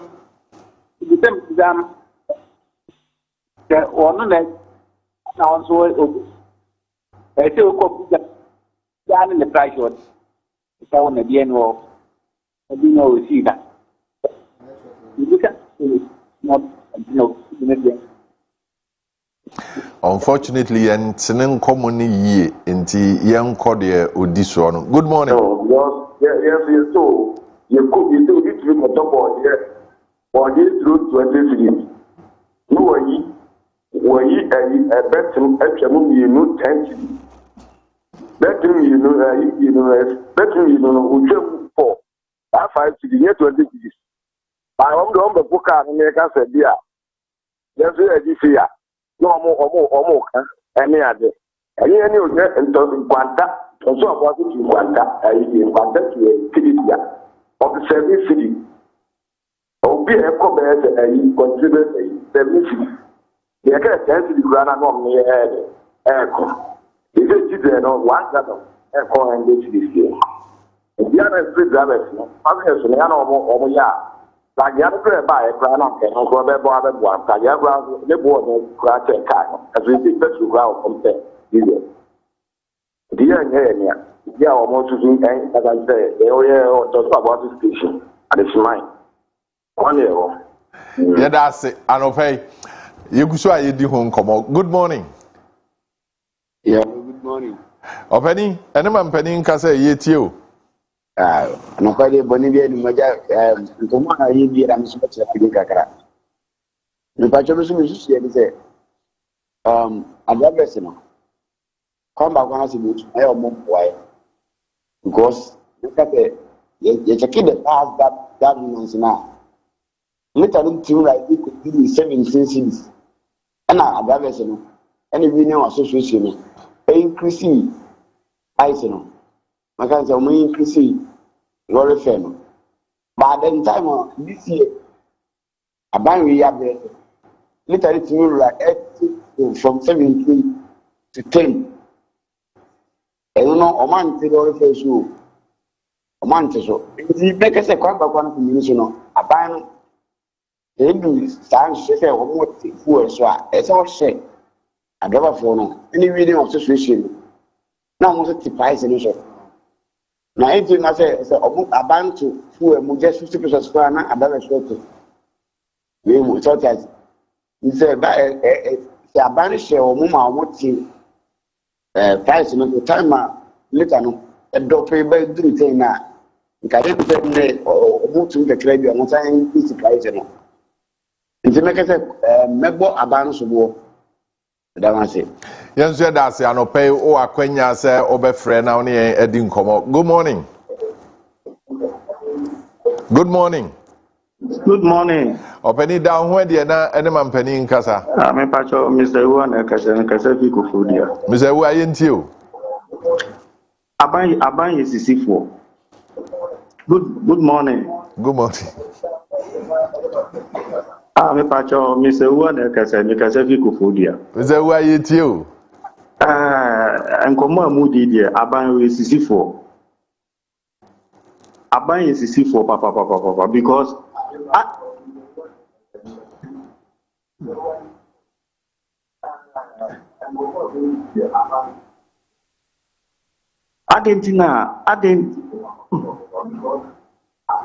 Argentina obi akoto nika even ko kan ko omu kraba duty omutu ya wo port and sakura na ka na bus system ni mu ama obi akoto akolanse se agenia mo beji nyina patrol full cross road ya ene o se adaba fo ntwen na ayi ya fani say lole fair there which means adaba fo ntwen na full ba there ene on kasa adaba fo ntwen yin no wa to so nya wo pe ma me fa ayi koko pra yin example koko se o se koko ba form amanoni a ya fani say obetu koko so koko cost right fani say obetu koko hwe nya o dia koko akuafo nya wo pe na wo ye timamufo me dia mi hu say aban isisifo me da mase yes sir that's anopay na hello good morning. Hello good morning, that's you. Yes sir. Shalom also. Yeah, no shalom. The name is so. Hey, that them they will see what you are when you die. That's what you. Who's the baby and okay? And common in media. I have a good because the fit any. My head by Ben the assembly. Echi. And I'm sorry with the transport. And I was about to do some side farmer. Indeed, baby, and I'm in a and a trotron. You will be a trade I so your food. For day.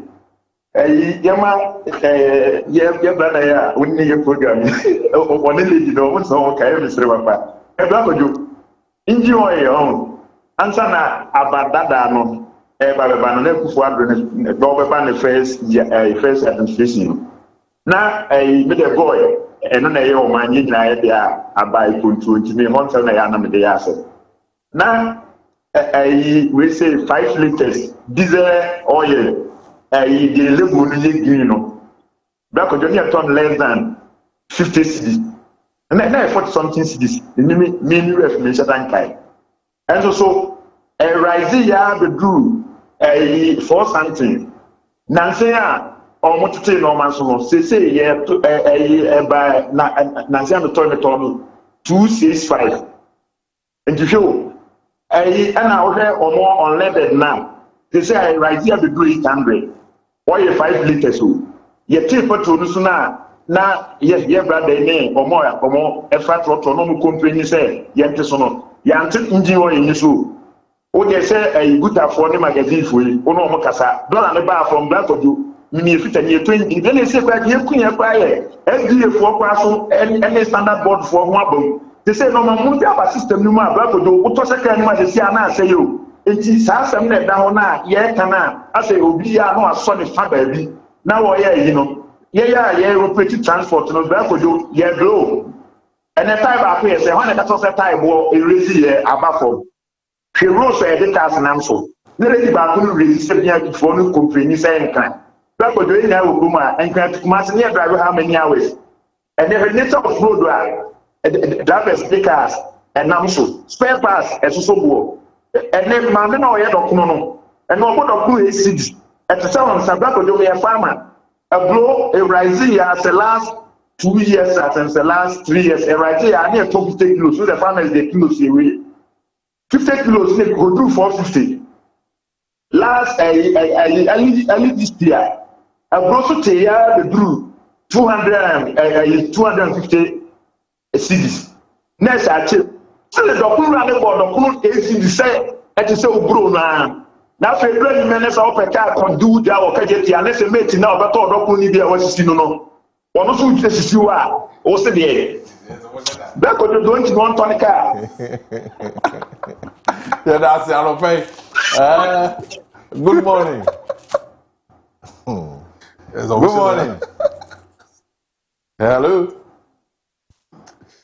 All right. You go so you didn't come out. Catch it. Media open market, free economy money. Nti why they will be and determine the price. Good morning. Hello. Online also for nowhere here. Hello. Hello. Good morning. Hello. Good morning. But you're down where the other man penny in casa. Yentie wa Jamai.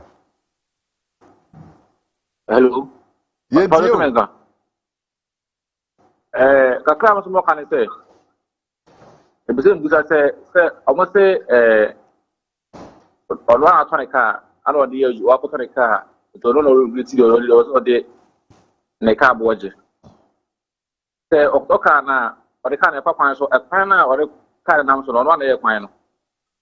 Ajimai. Anase ikua odnisika na domeni no odnisika na ebi aban na yesa nyuma nyina enti no at least aban so ensa wom do se wona akoto oka but oni aban no na kam tribom na mode ebo na ba nko wudi metrans nga se nyam ko komika tinbeji sei se wo sa tumi na o so na de kwan na kwa otu ka odu na kwan bitu a o so pake na ko pregreda ne bebi na o to aso na de ko o so na akoto ka du otu obi aso that Yeah, that's it. Anopay, and I understand why.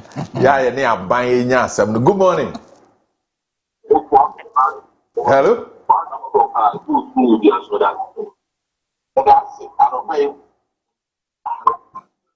Hello. Kojo Marfo me there. Adomo, you are near helpful. Yehovah. What fast I will do. Ya will do it too, Anopay. Kojo Marfo di bisu mi di na. Odi ewure. Di o mu se no kure paa baako. Lolu fe enke ye union so no. Ene ke weekend ti ama yan drivers no. Di nti am kan sa anse. Ya ti union e wo honom. Na driver ni bia na se obi a watoka ade na akodom.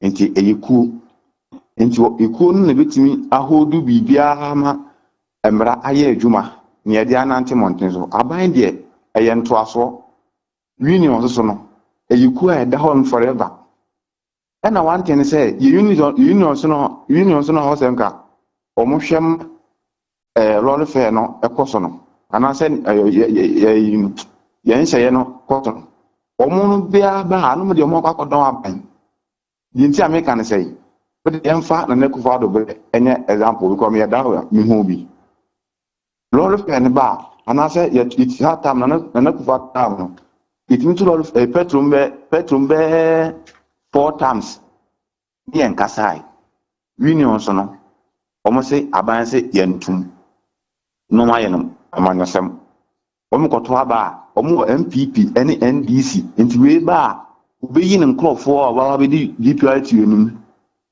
na omo no ene no ya adwuma na ato aso saa nti ke kapa nke union so no ene wo senka wo kwan se omo hye mmra ema ye da besema ene tu si e kan lolu fe omo a lolu fe ye kan ho asema e ha wo mo pa eni kwa nko mo kan ba sa si wesu a enka magazine fo omo ti magazine honom ko to ade afakojo mi ko to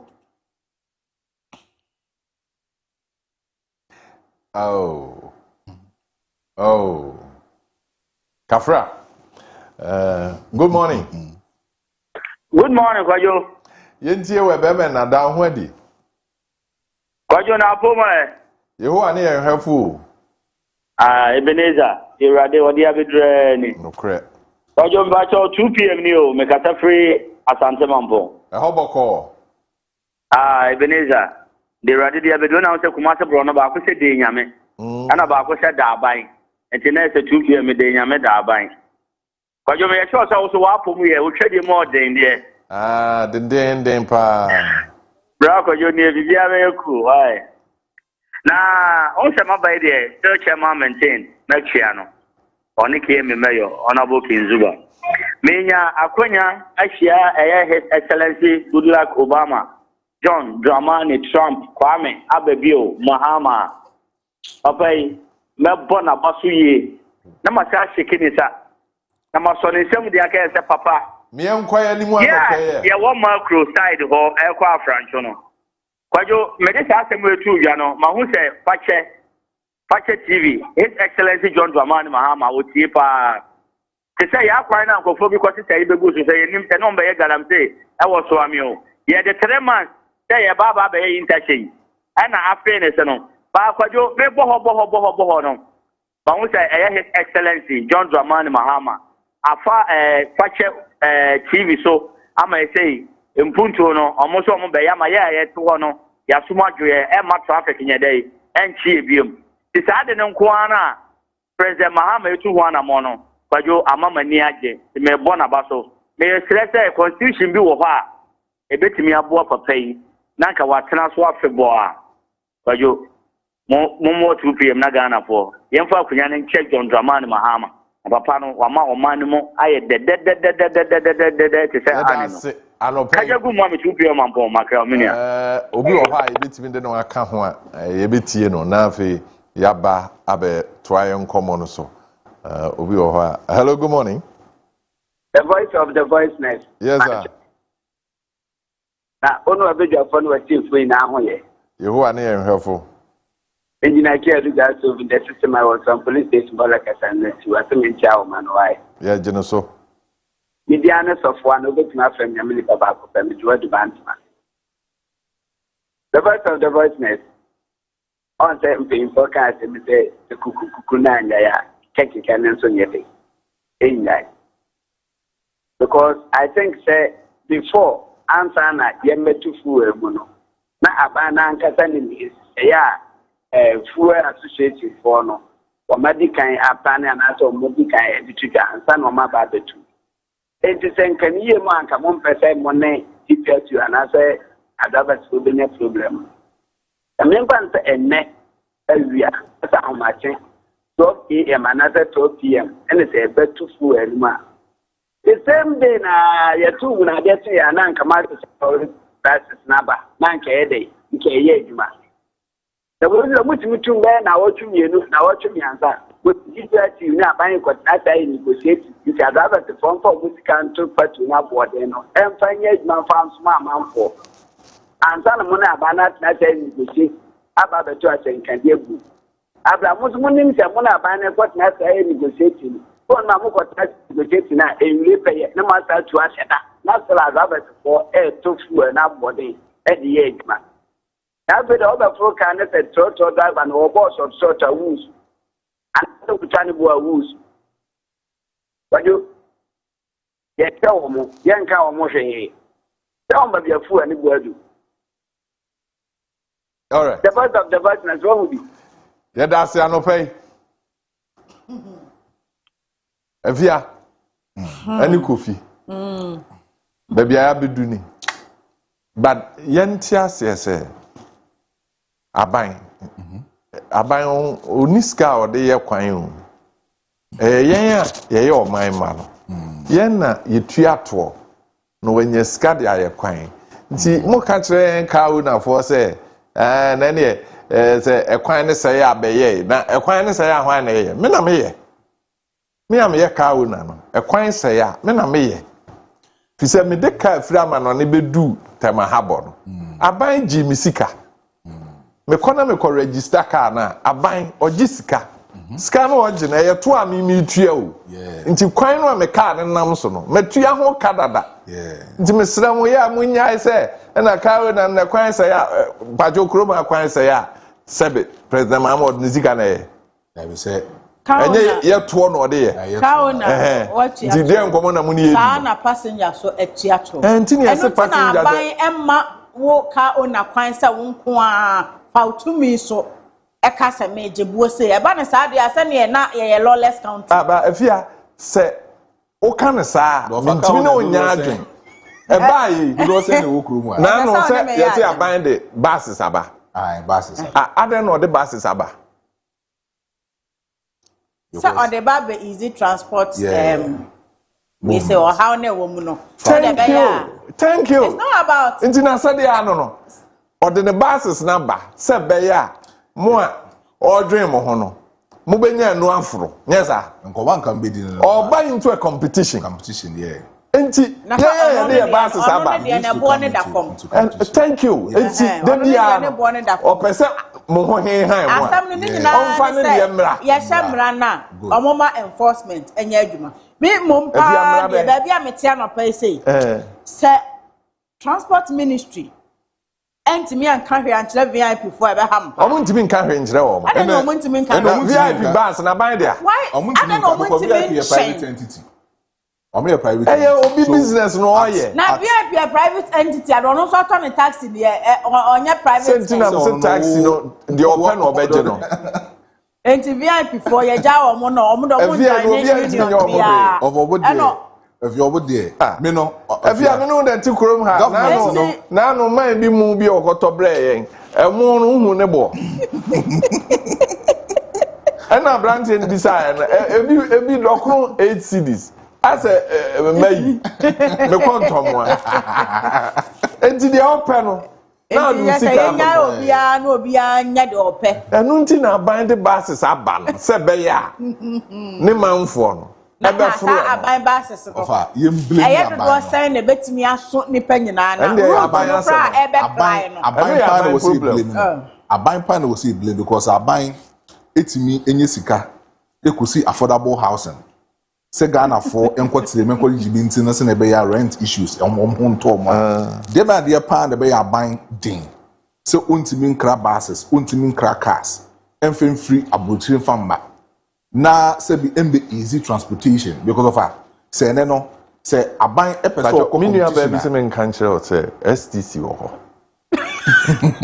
you bet me akoforo aban STC no we VIP no so office and board na say nyina say okay ye nyina e kase akoforo STC what happens to VIP say you man be gu aduma gu a no nkopa aduma foforo enkofo tena say na omo ye ade na omo friend say enti Kojo nti unuaba na o kasa no enti enra pa de VIP fo be ye yi na ni je ho me ne omo ye ade pa wo kwa akoforo VIP bus omo ade no omo se den executive coach na say etimi jump from 120 abedu 150 I can imagine 30 cities is 25% increment. Oh, but the other time me bisa kafra. The other time me bisa ponkobo.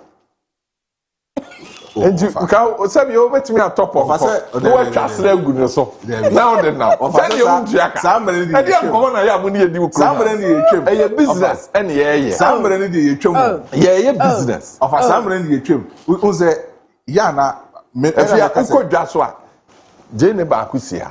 Na jene ba ko toaso na jene ba ko toaso ubi se bisa de usika be so no eno na auto ade na ya moye sa enti eno so kire se be VIP bus no mo so emuyen omuhu 30 cities dabi what is obi achikire obi nsagu na chise kofro VIP bus ade enkomo na mo ni edi no se obi achikire yan sa because say ebuso so omo buses no e also change STC no enti mama aban to buses ngum very good I won't go on and be did say aban person compete sa private entity na they also you say on for buses mbra and they catch the fear aban never buses catch the fear no or hwehwe say onyaya aga offer VIP bus and fear ye wunti yes o offer television so to the offer VIP ya nyo hwe because of ya timamfo ho kakra seriously enye enough for more imagine say break band board obi etu kwaye free akra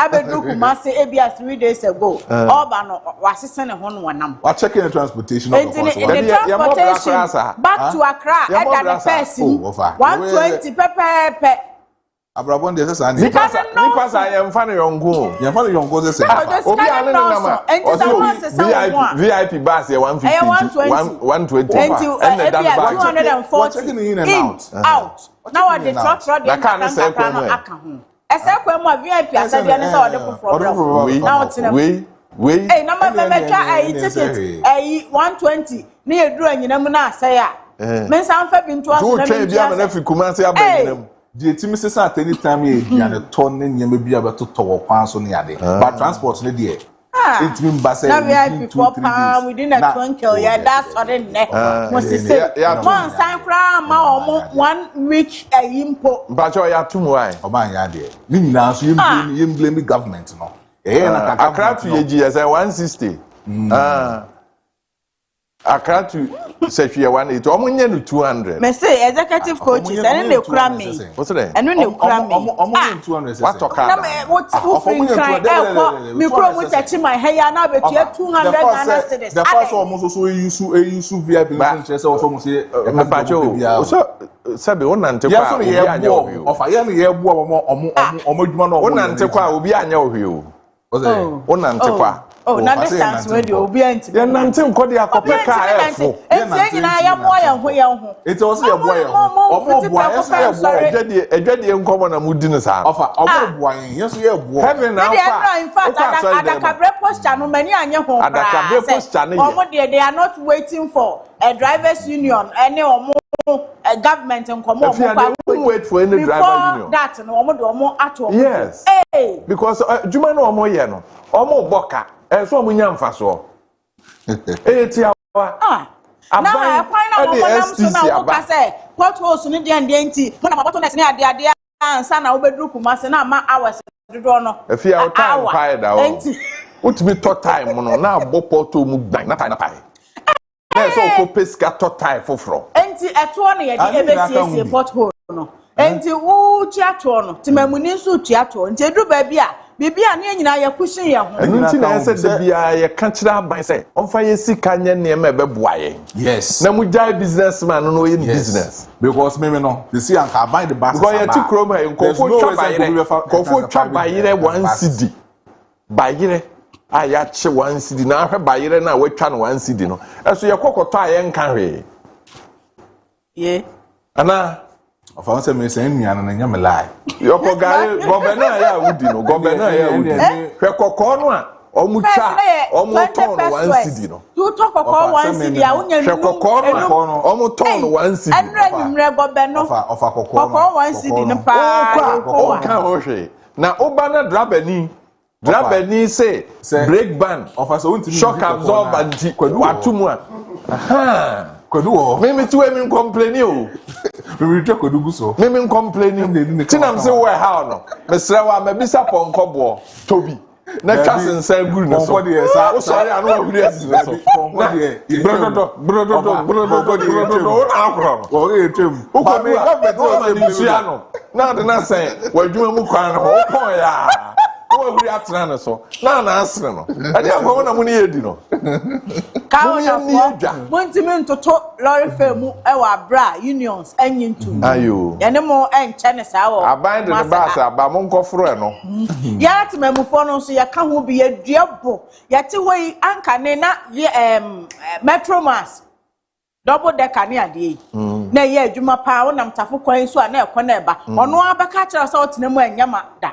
enti obekọ akofo trotro when an say national security for started say wo mo ankasa shese driver for no beje normal fare no obitimi ka say security for no begina hedro anyuma ye nya kamfro na so mo begina no mo nya ka gina ho mo ye den say my driver for na di mrato ni enti munni so security for no sometimes a prestation which na ona say wo kwatre da 5 Ghana cedis hedro anyuma trade 10 international security ni gina ho a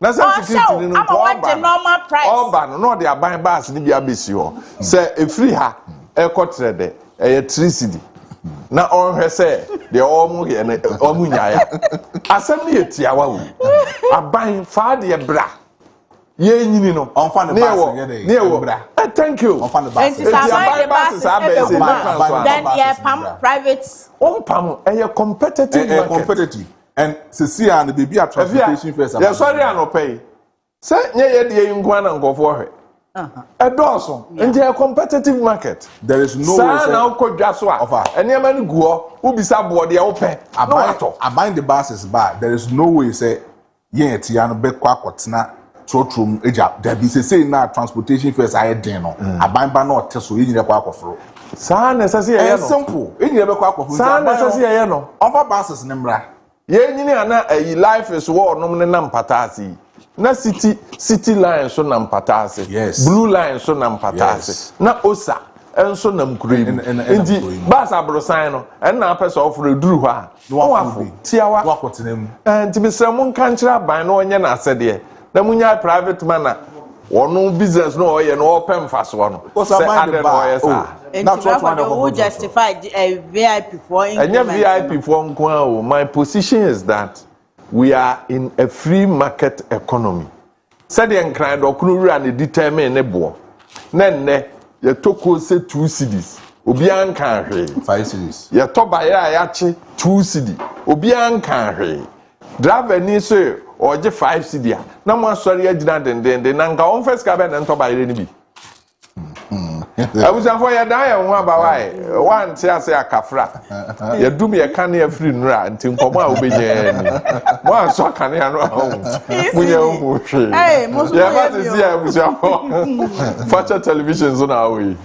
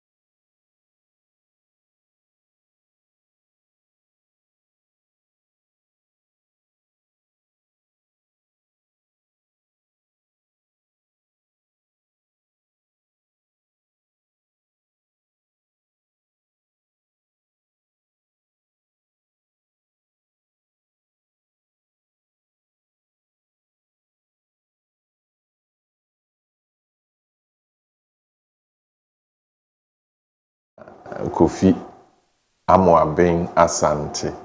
Kofi Asante Amoaben. Amoaben Asante. Sano pen. Tisa ne de man. Me di Kojo Marfo as e nwanwa. Enye nwanwa bia nipa kro no a. Anope nkomo mienu. LGBT nkomo no. Asemo mampani kan ye akofa nsem pii aba. Nti nura na me bisa o me timeline so say, is it indeed a priority or is it not a priority? Is there a bill in parliament that's been sent to president for him to assent that he has not assented? These are my questions. Tianope me bisa George na or representing minority wa he wa chire bi mu sentia wo mu gidi se esese LGBT nkomo no e priority. Na mabisa Kofi se na omukwa apro no omka kire nkrofo se LGBT nkomo no eye omo hiade no na omopeso omo kire sen sisi omudi nkomo fufuri abusiafo amohwe mo nso mo akwanya se mode ebeka ho nti yewia na yakwa aban ba asesa ode abakuri mu ne ebizan se nti den basis no ode aba nti den George Mache Yara Rakojo. Na etisen. O Yankopon adom ho ye. Me dana so ho. Yeho ane ye hwefo. Birthday no so aye uye pa. Ai na oda so blank. Blank abo papa. Unze mkachi oze yeho ane hwefo a. Bibie ni ho ehia. Na wonu ze overkojo so Ashanti Dogo. Na ye jade o ye. Sene kwade na no ira wanchire mu ntase bia ni. Ashanti Mosi. Ewura de. Ye jade o ye no. Yo. Weze onu ani nu a ocha de mensa. Ye jade o ye no. Ozo akapa. Mosi fo ebe fra yi mu ni bi no. Onu ni Mozart o se yishemu. O se yishemu. Se Mozart ni Mozi de rami. Alobe wo nya hwe you. Alobe ye chao. But this is so no full screen. Yeah. Abono humode okonani kakra yeho abe. Kofi. Yes sir. Mama nshem komo ya simfiri ho na mimisa se. O se ka oto ma hands. Bra. Mama mimisa. Eduane a opa no pe. Na mu Ashanti Mosi kakra we ka you. Una wa be. Ashanti Mosi. Menya sofo na obisa na se mo tin pacho na uwi abompai. Mosi kakra me ko ka ye. Sofo makuno. O se o ka se wi anu abompai apo. O se o hwan na hi. Ba ko fi mimisa. Mampani kan se nye priority no. Nipa bi kan se na se me na mampani eken. Ewo krom ha na mokwa apro na moka kire se LGBT nkomo ne de hia de nti mompusu mutikura mo beye ho adwuma de de ne de mo ka kire se eni se ye hia sam wo Ghana ha mo kire mu se Kofi yo muni akojo amenase ne akwanya odi amame anopai se yemesom asanteman na ebinka Ghana ne miankasa menua Dwaben brother ya oti hei ya na bribia ya me ya se sika no ani bi so ba ne ya wona tiko so omra na o me defend the party enya hwe no se wo di se wo di bi ti na wo defend no ma ban ne wa ban ena ye kai ma ban ne wa no na ne de ne wa ban ya ni ko ke me pamo no ke me ono ani jai okay and the letter osisi kan no so ni okay me the resignation letter ma honorable says be on the 20th of February the year 2021 yes and I'm say transition period near 8 days na can say I mean February version yeah February 28th as well message me okay very good thank you now so want to second for yata minua ntwimu ya odo anofe mamenchia wankasa unua isham ya wala sambos ne ho ye yes ya obidi Ashanti regional chairman NDC na wakeka ne ho ama party man so abo credit ene krada e de dinachi enti o se anopai mamemfa ne nchia emfa mawo afakojo o se ubusa se na no eye dai oh ya na abibia no komo we ba se ya na o se nka me ma background then so mpanifo say without history you see the past is bleak and the future is unknown or the future is bleak and the past is on. Whatever the issue is, I was say yetibi ma ne background kakra. And it say Ghana yeti hui eye erade man prekope sana Ghana yejidi. Because my population, about 90% of Ghana's population eye jidi for. Yeah, and then the moment no dey bo for mo na o kanensam yenu atum sei no de abompae esun afre ala Nyankopon trade. So ya me nyi ya kan even meba 10% no aka no so meba wonom so ye nkofo a abre ni abre biara no omo de ensa ani nsuo egina ho e de bompae de kire otwedi ampon enti na say virtually oman no wohwemu a 100% of Ghana's population no ye nyina ye nyamesonfo aye didi se Nyankopon ne bo wiase bo ade nyina na saa esom ahodo miensen a make say ero na edin tintimai o Ghana no say esom ahodo miensen nyina no esoritia LGBTQ+++.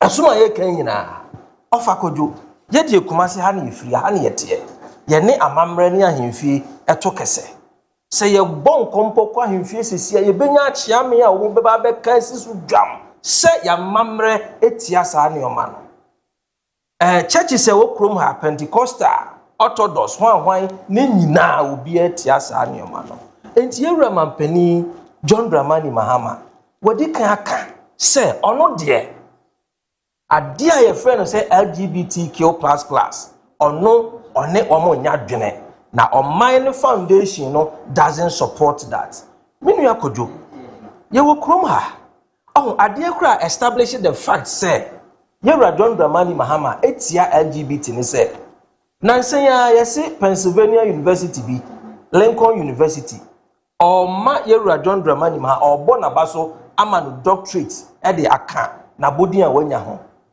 omo ye nhihye atwe letter to nsa Freeman Penny wa pass through all the protocols na okodu krom ho a o se ya withdraw sa abasobode no a anke de bebo no na onim reasons a omo cite omo se de omo se wo ye hu se utia trumutrum epenfo mo fan chemi anopai utia gayism utia lesbianism enti se ye de sa abasobode no ma wa enye yie efi se gay phobia e wo university ho no omo na boaboa omo ho ano ye kira no odin se university enipa amode abosobade be ma no otia yen ochiri yen waka na Ghana na ne yen so kire se ochiri gayism enti ma mo mfa ma no enti mimi gidi se anka NPP owura no ye friend ntifodwo no ananye sa na ye friend yes anka me gidi se anka sa scenario we kura no enyense na ho ma no because we sofo prekope anka sa nkomo we enyense na ho mfa ma no se indeed John Dramani Mahama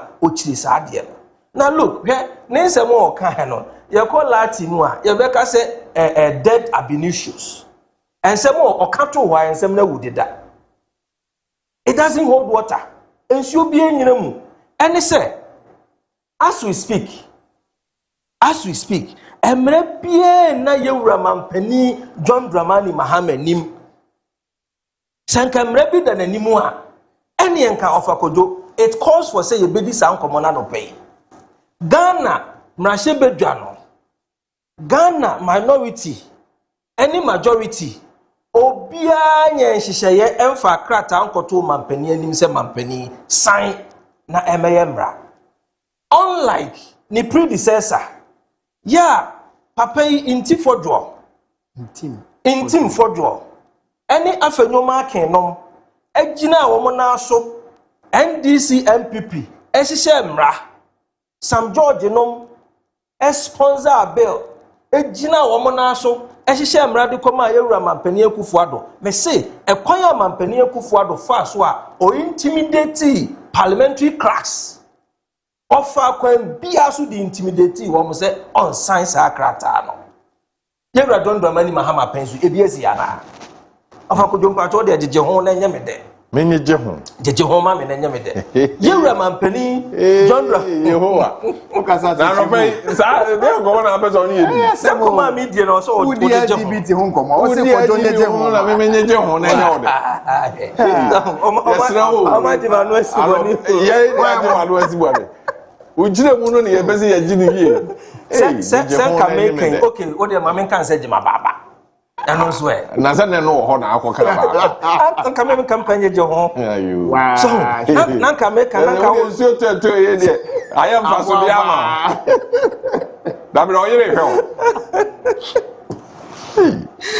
Kojo.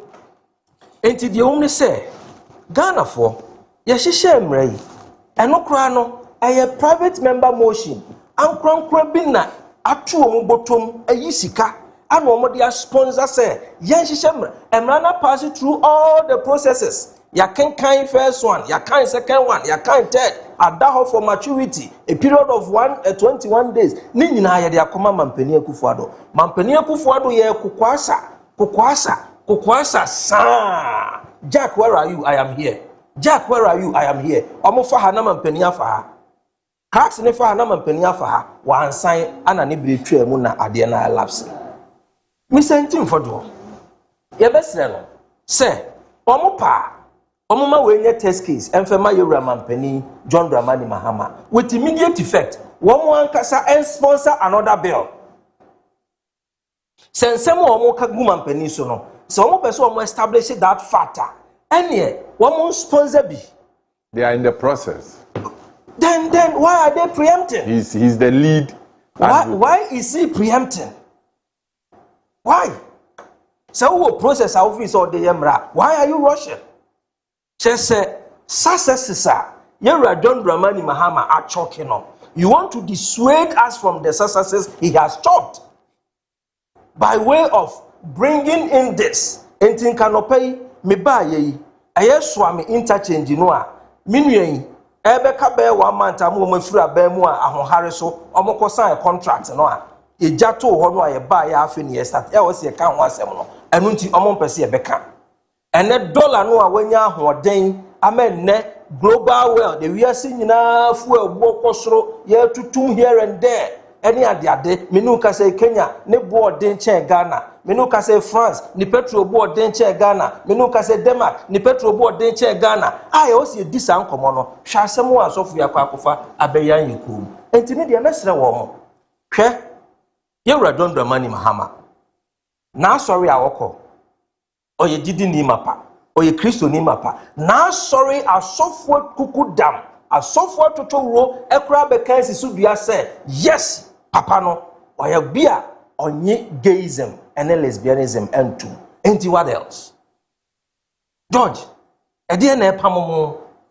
ede na ehurahuramo an opposition na mo betna cheninti no mo feel say we should just name a dog and call a dog a bad name and hang it no dia enye sa asem enti me de mesre wo mo say omo ntimi ma ewura Mampani edimbone e wo sa asem we ho BNC the president is very focused.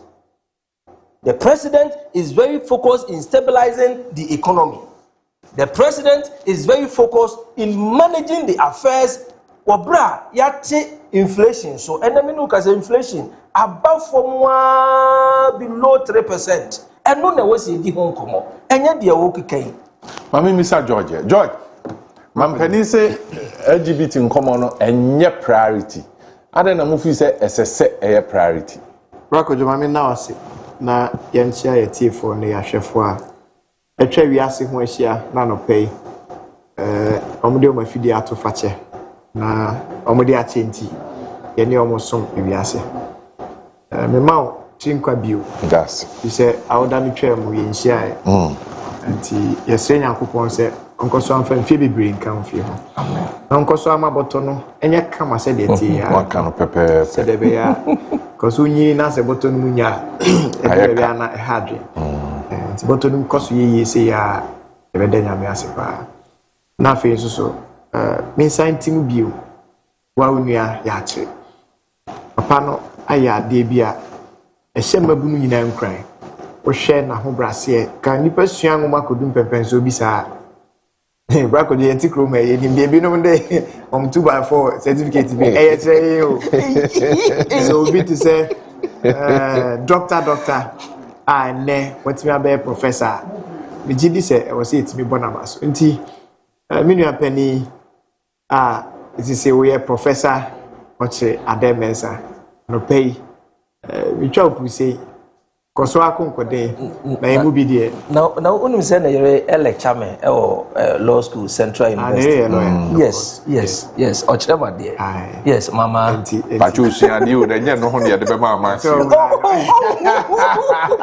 no pay the mo dio babo do na me fa enye no ho de be mama du be sua na me fa ntia kese pa so Emma honorable Dr. Osedichu ono so wa pija bosontwe anim over the weekend na me obabi na mpanifo mi no di nkomo o mi ni nyina afi bosontwe ti ba ko na ko fa nkomo de ba na mechi na hwe o ti meti se ba ko se na bosontwe fo so mo ya no wasem o nipa bi anya kokodro so be contest Dr. Duchu in the upcoming primaries and ba ko ne say primaries there party ba bia o ho kwan se okobi and o se de nti ono kasa ne se obi abefa constituency na wa page constituency na hakodu mpempen so a na anu ya ye kope nipa numa yi mu baako se o me frankatu former party no na sa papa ika ho bosontwe mrase bedwen ene okodu mrase bedwen na o pempenifo a omunim de ene omusua hunu nti bibi bana ye pe obi abisa na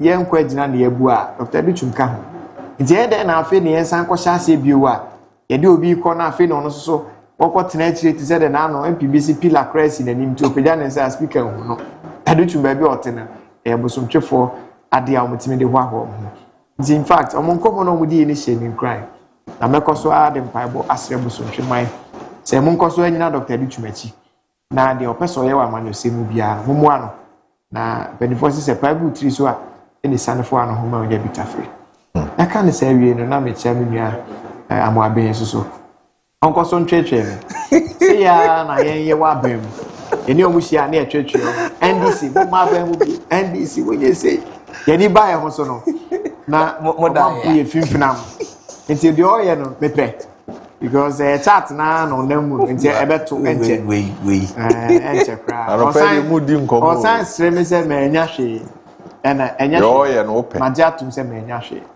but ono de me probi amana atwetwem se me nya hwe anya ono ono wo fa PV o boss mu me nyina mo da baya nti eden ne wo de we betwetwe America beba me kan sa America beba first year second year third year seventh year Kani ba mo so ni awie America beba nti wo aka wo 2.5 years grade na ona pa ba ko jo nkomo e da ho yi amen sha se na men kan se eda amanyofo eda ye fi ye ka sa fe de ye nya amanyofo bi e be ya amamofo e fi ho bi si na o my God na nya asomdwe da fi da amanyofo satra ye be ye amamofo o my God na e ho ton na me kan sa in all sincerity because me amanyoni ni bi enti me kan sa me nimba bi a ya shift a na ya bedu ye ka se ye amanyo a e o man no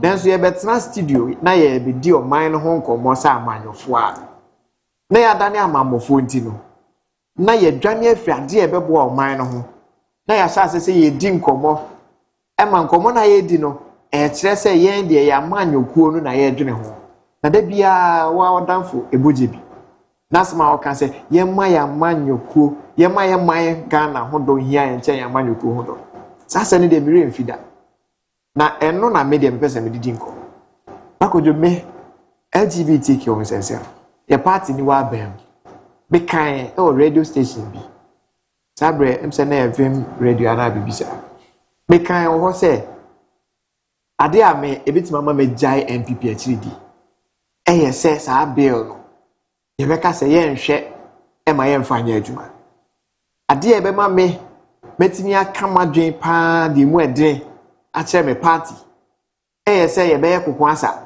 e wo sa LGBT bill edi bra ampara edru baabi kokon asa ba mu a nipa bi pese o mo try e fra ne ntoma me try sa ka biem say his excellency Nana Dankwa Kufuado LGBTQ ho komo wa mo o man Ghana na wa mo o man Ghana no Ghana fo bebre metimi academy says me bu say omu gina asade no so e na omu to abeti aye party omu to abeti aye party no na nyina so nyina ne say sa time candidate Mahama ede ani da so so ko bi breo sɛ ɔno deɛ obeduru ya saa bill no ɔbɛsan sɛ ɔhwɛ nkɔmɔ a na ɛkɔ so saa bere abrante bi ɔso ɔno deɛ ɔhwɛ ne old videos a na n'ani agye ɛma ne hu sampa ɔsom ne party ɔpay ne dues a ɛno no wode kɔ adwendwen mu paa deɛ obetumi aka ne sɛ ɔde ketrema a yɛatete so adaada Ghanafoɔ ama ɔmo akɔto aba ma ne party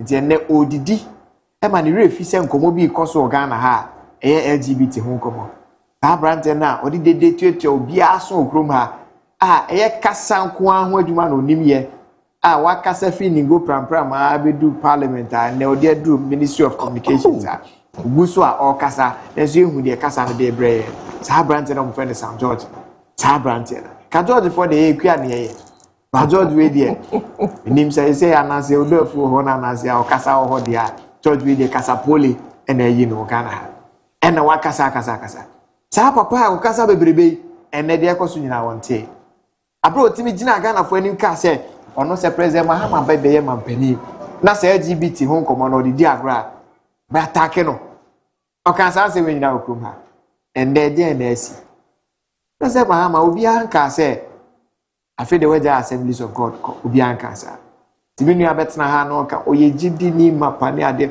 sɛ ɔdo wa no ka sɛ me gidi ni ɛne wa namo a obetu ɛbɛsɛ sɛ oyɛ gidi ni no ɛne ma mi no Antioch Bible mu no na ye nipa ɛwɔ hɔ ne ye na ɛka sɛ we die ɔmo sɛ Kristo fo ɔmo su ne ɔmo ban ne sɛ Kristo ɛne ma ebenya Kristo fo entinya wa no fafa na wo de ka sɛ me Assemblies of God ni me de me kɔ asɔre nti no yenyi ntum sɛ Kristofo nyinaa sɛ yempe sɛ bisa ne ma na because me so me kɔ asɔre nti because I identify with a church and a denomination we nti no me bia dabi bakoje du ba bia we panimu aho wasema obebie wa no obeka asem no tumi ma enipa bia nam a wotu no ema na ho nka sonko ɛna asem kro na so tumi ma ehu ebewura obi mu sɛ pani asema wakan die man hweye na mekoya ade bia ya anhwa mfa me ho nkyɛ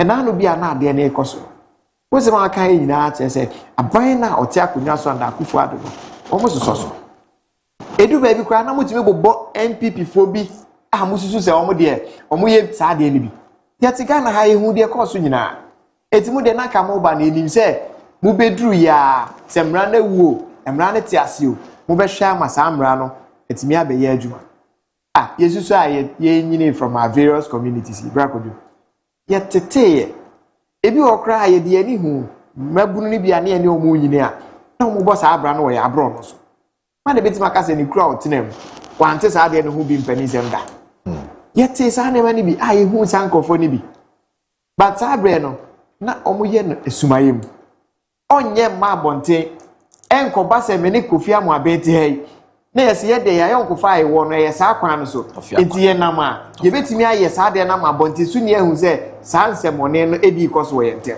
ɛno ne yɛse yɛ nyemra sɛ de be ya obi ntimi nkɔyɛ saa de no na me ma mu amiensa na matena hɔ na me se me de ade we president sɛ nyɛ yɛ friend sɛ priority enti me fa ne ho nkyɛn enti ase because me ma mu amiensa ma ho oba me hwɛ nim sɛ ɔmo miensa no bɛkɔ akɔfa ma so no aware ɔmo na ɔmatimi ne ɔmo awo ato me badin enti sa nkomo we media ɛyɛ priority ma me na president wonte hɔ sɛ wo yɛ priority ma wo ɛyɛ me ɔman ba no yɛ priority ma me na hɔ sɛ wo so ma na yɛ priority ma wo enti sɛ wo sɛ ɛyɛ priority ma wa Ghana for sɛ yɛ priority ma yɛ sa nkɔfo ne nneɛma a ɔmo yɛ no ɔmo de aba bi edua nkyirima mu yɛnhwɛ na yɛntu aseɛ enti president untumi mma me country say hwɛ saa asɛm a ɔmo ka sɛ Lincoln University ɛna nka ɔmo ma na abasbody na denden Kojo Kofi ɛma ne ɛma obi ana adanya no korɛ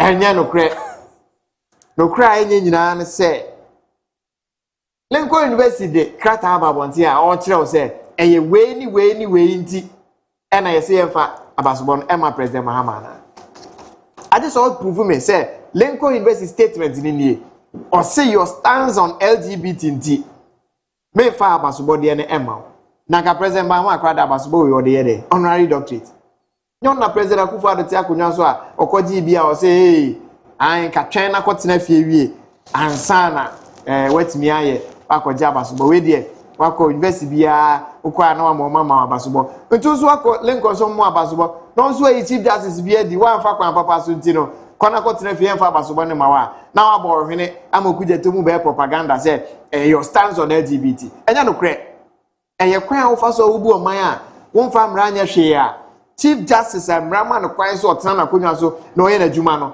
wapamo no se oye NPP women organizer nti ukofa chine papa aba eno wasem na omugina so etimo obi anada say any stance on LGBT ntia president Mahama obai wasem rebi on LGBT na obi akugina so akoka say eno tie mfa aba so boma etibra ko jomi de make akosi nyina ne say minority asema all kan ne say time na wo aba onti aba mu no enkoma na wudi nko ene na oba aba mu so nkomo no enko etima ehu de asesa within the short time nipa baako na no na wo ka ade chen de wo say b enya isa suban na fidie yi abo a na ni sunko eja de so ani sunko brako do mi gidi say yes na ya amamofo ni mu ye nye amamofo right nti say na adesrede na mo say mampani mfa mre ye na o meka nkyere say opaye chew no na nyina so ye de en brako do say oni abofra ekokwan na aka che ni se yedu Abreport junction na ye besu age ahome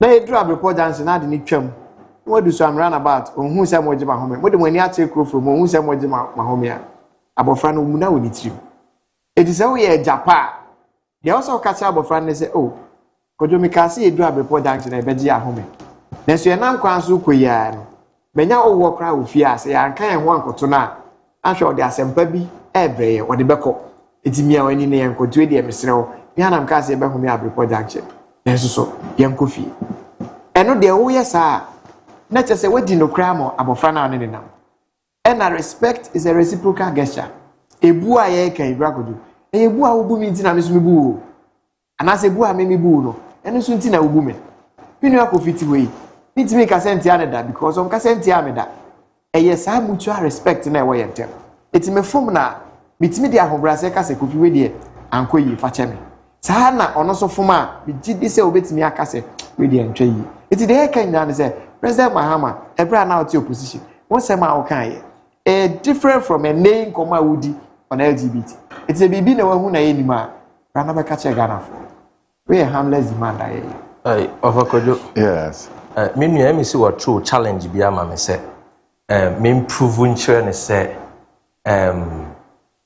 Lincoln University for Asemwa omoka de withdraw era John Dramani wo kan twam wa dance ana wo kan twam ana oh there be me say for Lincoln University for statement mame okay the statement na Lincoln University for issue fine mame me wo me number send the man this year me and am the be check cameras na me nua meba ami me prove nkyere Ghana wo yes a statement a free Ghana ye embassy ye Washington aho na say sorry what sorry wati ade oye wa sorry wati wow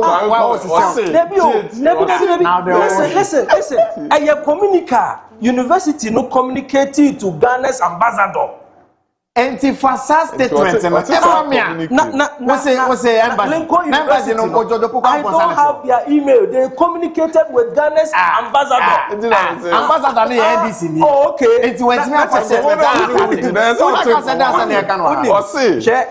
University statement. I want to share few. On can the media platforms that publish. Thank you, Kojo. Also open Lincoln University. Before. Before say. And many massive of Kojo or the Adena Kotu Onyina nkomu onyina nkomu no akodi ye sanda ho enu na na me nyi ni se sampe we ono ho bakwa ko akodi ye sanda onse Peter Atwanya nanso anka me prove a kire ne say they communicated through the ambassador only authority he's just saying that he wants to say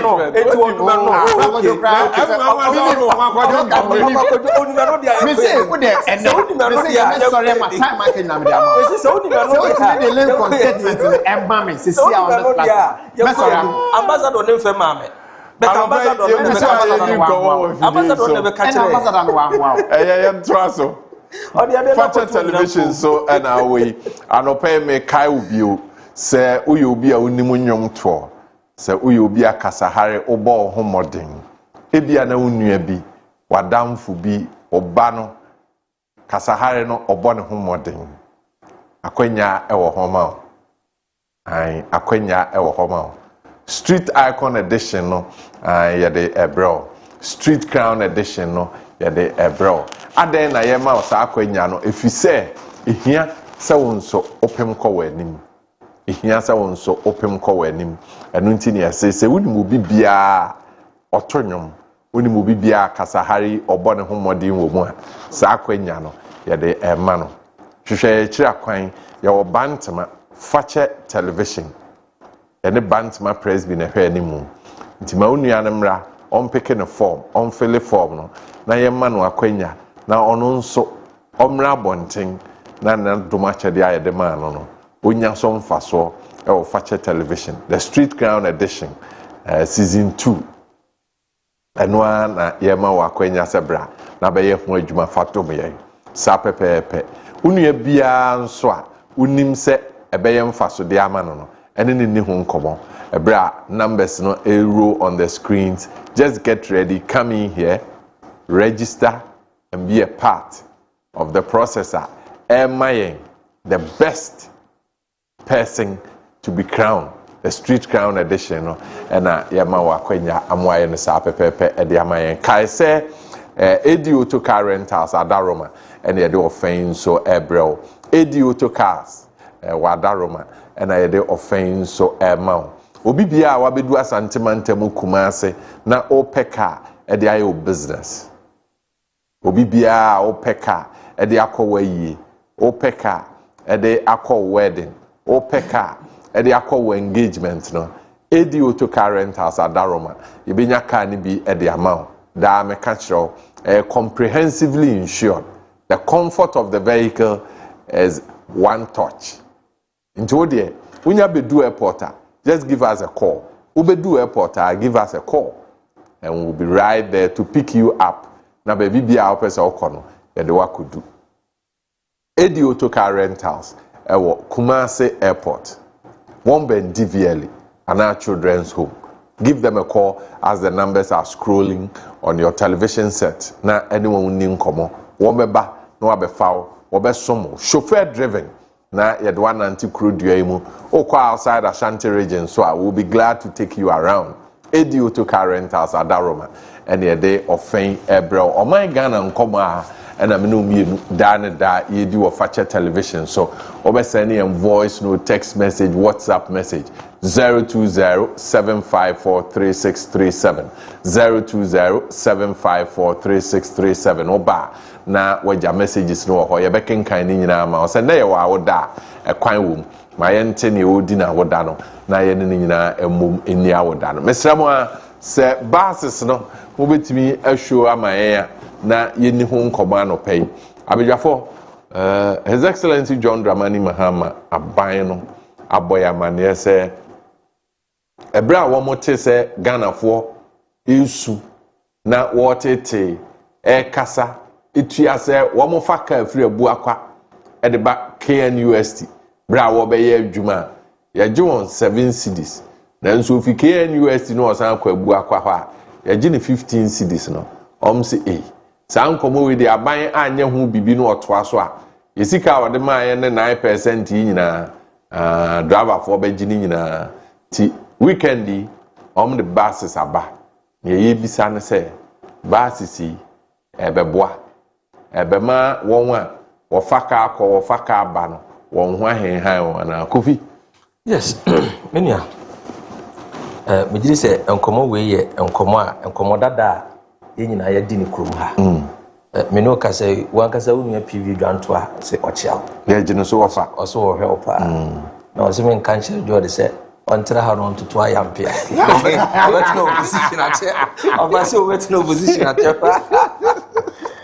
Ofa me je super yo menia me giri se amamu ene oman enchechire ye no enye da kope ane de chichi room megiri se a continuous process obi befa oman ni si baabi na obi nso de abeto aso enti abibia maka se yebu nkompo ni ahwe yanimu a the next 30 years ahead of us no Ghana will be a sweet country oman no be de se obi bepe se obeba no obe investment ana obetina Ghana mu ofakojo yehwe Ghana yen car akobedie ho a anase yen transportation system a eye biaye bia edu mre bi no na ase oman no ya to na jeje mu ase yeyi na kwa kire se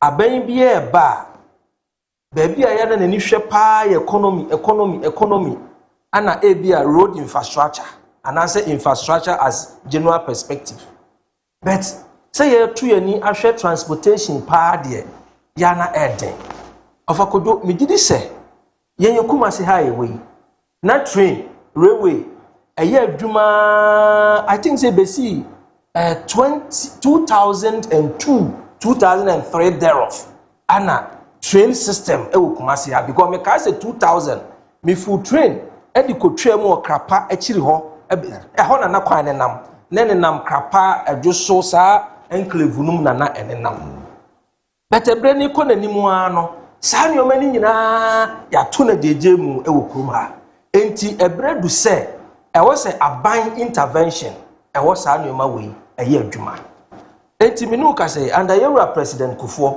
o introduce bibi e friend metro mass system in fact na e wo hodeda na so hie mu kena na satam osa ne tata bus ahai new plan enye tata bus wona na eye adwuma ani osa ana na eye adwuma o abrepo junction mu ama fitire ya anaja obehie mu kena ode buses ni bi beka ho enti se ne yewra John Dramani Mahama tikase esonda ye bentwe bua ne ho bon to drum akwaje buses 100 e de aba migiri se e wo se ye ma no pia wo ne ye bo na ba so even though enoso bebredie because hwe oman no hawa ye wom sesei no a buses 100 anka obeka se entimi solve problem enti na me ka tro se oman chechire no enye da kope ne de chechire no fa kodo enkomo bia na mu di na nopa no ena me de be kasa enkomo we ho se a driver fo a won mo sorry a in fa obusa me question kura o kan ho asem won mo sorry a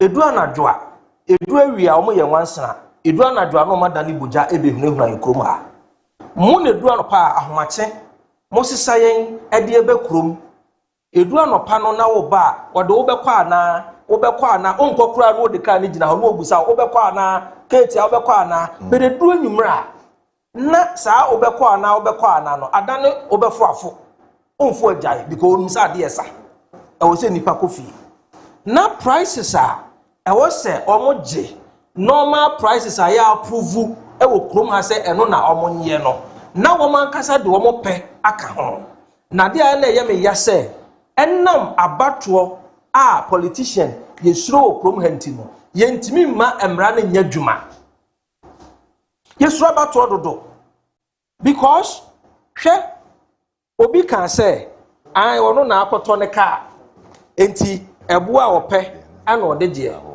sa wo na akoto ka de a ene wo koto ka no free China no na wo se nka oswa ka no na di dware punu na de ba koto ka no na wo se nka ka no de hyewachi na wo tufa wiem na de ba wo de fro hyan ana de ba ye e hyan no a regulatory body wo de hyan ne ba ye no eye kwan a ye yi ni krom ha ana ado hyan ne fa so so if you say one kasa person will determine on price there any one kasa you kwan to wiem na fa car no fa san komo no mentimo ase but a logical reasoning no but is it not correct that when I import a car into the system I pay tax? Yes. Is it not correct that when I go to register the car I pay tax? Is it not correct that whilst I run the car, I pay tax?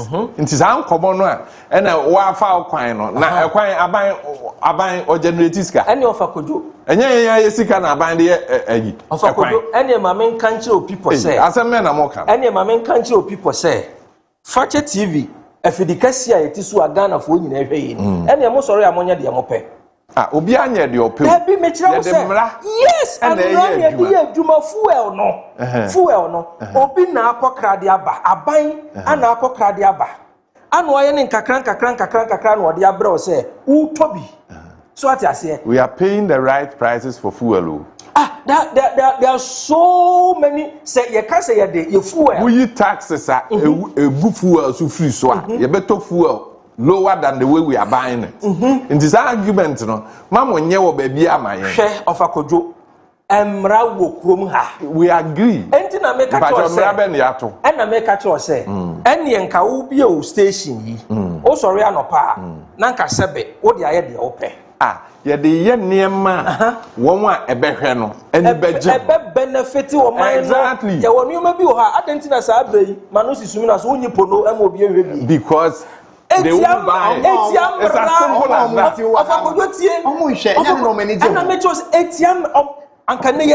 I'm saying that for any business you are looking at your market value. Of course. Enti driver for no wo mu ntimi mfa omope enye de omope enti na make say what is say kafra what is say obi achichire passenger bi nse gu na chi se chinchire omefro ne kada onim ennam say ye nyina ye nika na ye hu hiahia yen na etwa se sori anopa ye kwa adwuma na ye kope bibi die enti no eye shine na abefro. Thank you. Na ofakojo mame nka sa asem we se wo brabani no so de wo de eje de opa ene e de wo sa kokwa anopa no ono so be ka to se wo se kwantri ba ko obeje 10 Ghana cedis da be na wo te se ya hyeche kokowura bo ama no ye ono ana de opa no oje o man no ye the morals and kokowura fitete de opa no oje but unim de opa no oje no onsa atre ba ko 10 cedis osa atre ba ko 10 cedis ai be decide ye beto ana ye nto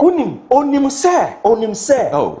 se ene adwene ensai no you no ni problem logical reasoning enti wo driver ni okoto fuel yemfa ne se 100 Ghana cedis wo di ko abu akwa ba sofolaya ebia wo be ko sa 2 trips ni be wie no na okuta 300 Ghana cedis patro so what I say enti emfa so boni benkwa na wo penti a 100 Ghana cedis na wo toy no over 1000 Ghana cedis o kovie ya mo nka nchira ban se importo ka be du tamahabwa onyi taxes ni mfiri so ni ntua akakra na yemfa camera wai menu akojo e dey ngomo na mo ni edi menu akojo sa wo ka ne sa na ye ka no ene unim hwe baby out na hotro e honya tro unim baby out na to wo be tini a kire me se nti aban de buses aba no buses a odi aba de what dey be ma relief. Thank you na dwuma no nti wonya no na unim aban buses na odi aba efre bu akwa aba ketia enya de aban beji 20 cedis nti wonye 1 cedi ti se de we mo de onye 1 cedi oje 1 cedi a enye I was oje approve fair dey wofakojo de oje e be bua wofakojo onye no unim za nkobo we upeja nkobo we dia ofakojo ye na upeja nkobo tie as a business person you must understand Debbie as a business person you must understand it shouldn't be abnormal profit who is determining abnormal profit you are creating an abnormal profit who for said yourself. that You should be reasonable enough. Mepacho upia bonten ha wache sanso wa ha obia ne de odene de eje very good de open no kokoto hwe wache hu asem a wo ade na moye no ofakojo obetsan kwan so yi a free abrepo junction ha koka ji ebia wache sanso nyina no de ne de ebo ode pa no ati plate ama 50 cedis bese ose obeti plate amount 100 cedis abnormal charges. Abnormal charges. Any adrinsia. Obi or reason be able to say on a determining. Fakojo. And only a driver for any me say obi a we business be a bo peno. On fana de enye. See a better say ento. And no ye decision. I don't know why you are having a problem with this. Why do you have a problem? About communicator what's your no, why do you have a problem? About communicator I advocate that government must provide buses. Yes. Onye fofofo. Na yen ya ho kire yen. Yen koforo no. Yen so a ye pese ye furu ye de ye be furu ye de of Kojo unim simplicity. It's a very simple conversation. Oh, you're a politician and can be more for Kojo. On to me can be my man. I mean, it's here didn't come out on can be my. The woman said, a buying basis or the buy. And you enough to say the Macan. Yes. So even you see the STC Wokumasi Henina, Metro Masses Wokumasi Henina, any 100 or the abaning in our chama Kumha, and so ye. Now, Saban so this argument in Afa. Private work can also be there. So let the private business. And we work hand in hand to uplift the image of the country. Mine yene now private individual why all there now private individual no what's here first can in a man of a good bottom. Now ban so and also extra and also gini nyina de good bottom e de na be You understand alternatives, don't you? I really understand. So what's the challenge now? But the alternative shouldn't be bad. Yes. Why is there alternative? No, the alternative don't we have bad. STC? Of Kojo, yes. Don't we have VIP? Yes, we have. Udru, New Plan Station. Apart from VIP buses, any STC buses, there are other cars are almost all brand new. Alternatives, almost the prices equal. are not the same. They are almost equal. The differences are not matched. The prices are never the same. The differences are not matched. But there's a difference. You see, a normal difference. I'm saying that. Look, there are differences. Oko STC, maybe a VIP. Maybe a difference in when you have 20 cities difference. A normal difference. Name maybe the difference between STC and a VIP. 100 cities are abnormal. Abnormal to who? To everybody. Every reasonable. When you go to a hotel, there are different hotels. Very there good. are 5-star hotels. Very good. There are 3-star hotels. Very good. You determine which one of them you want Very to go. good. And I'm a boy. Yes. And to hear of a Kojo, Oko 5-star hotels now. 5-star hotels now. Ube who said, "O check here nationwide. Omu nyina e wo category of price na omo je." Anya no correct. Oh, offer. I use the word category. Okay. Much as I agree that government should provide intervention, I cannot agree when it gets to issues about alternative. We are talking about open markets. I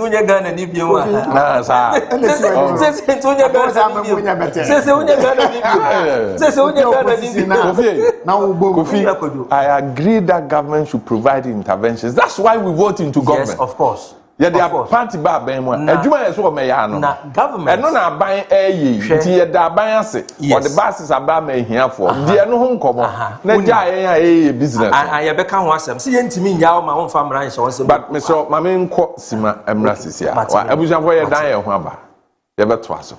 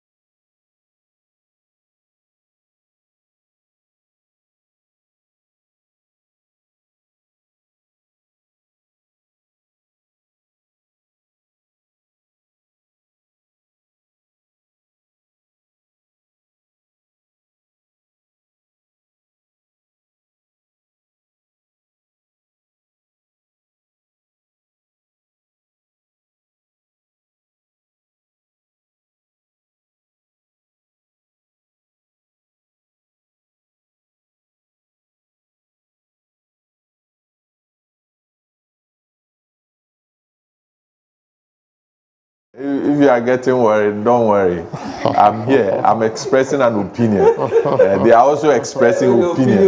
Also, we are expressing opinion by sending us a voice note, a text message, a WhatsApp message on 02075433637. What the bar? You be ken kan ama. You be mo akwenya ama also watch radio. But in a minute, bonipo na you hu baby out jina. Okay. Afa Kojo me bonipo no. The mesre ne say.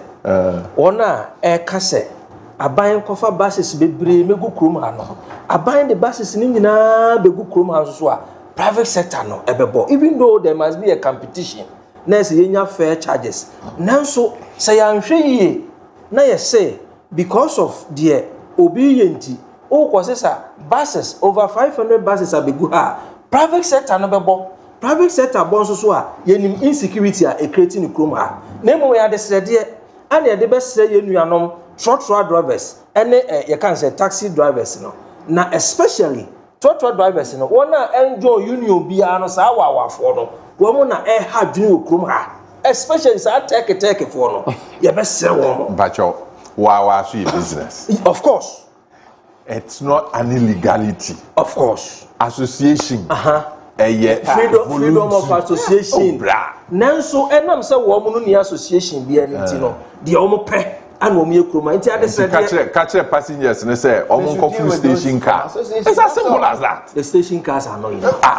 say kosi kodem koda yenya moden enu nti e was say on the conscience ne kasa so conscience ne say speak to their conscience. We provide lower pricing. You are forced to also beat your price down. It's as simple as that. Me conclude unim say oil prices per liter.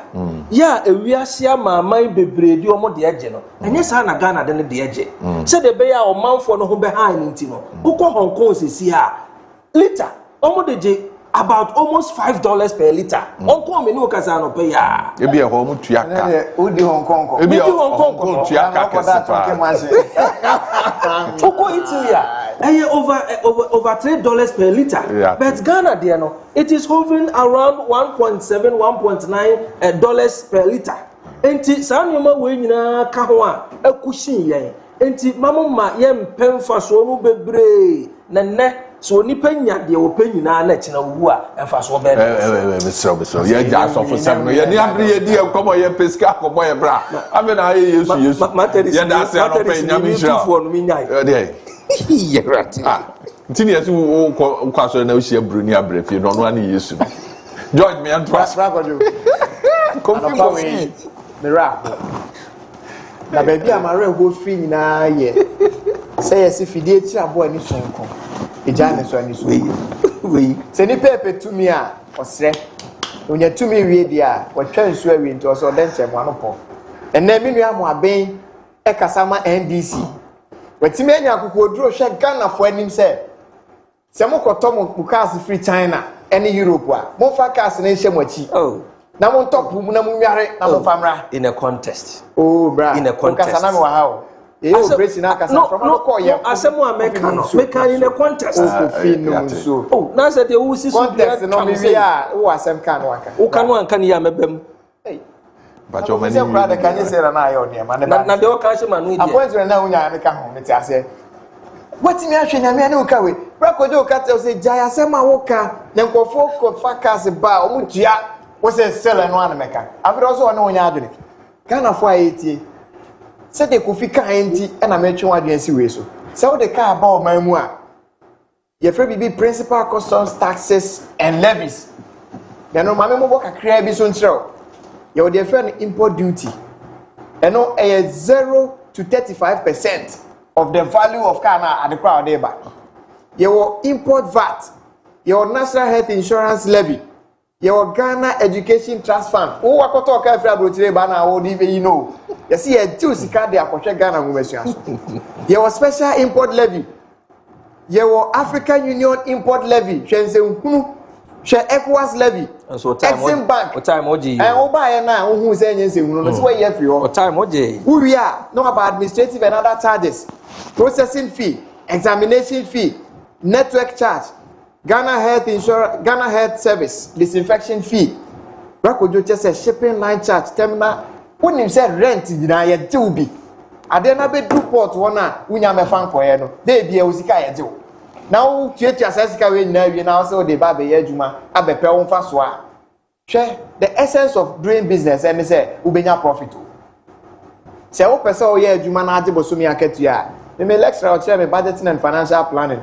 Dr. Mbaun must say, the word salary was derived from a Hebrew word or salarium.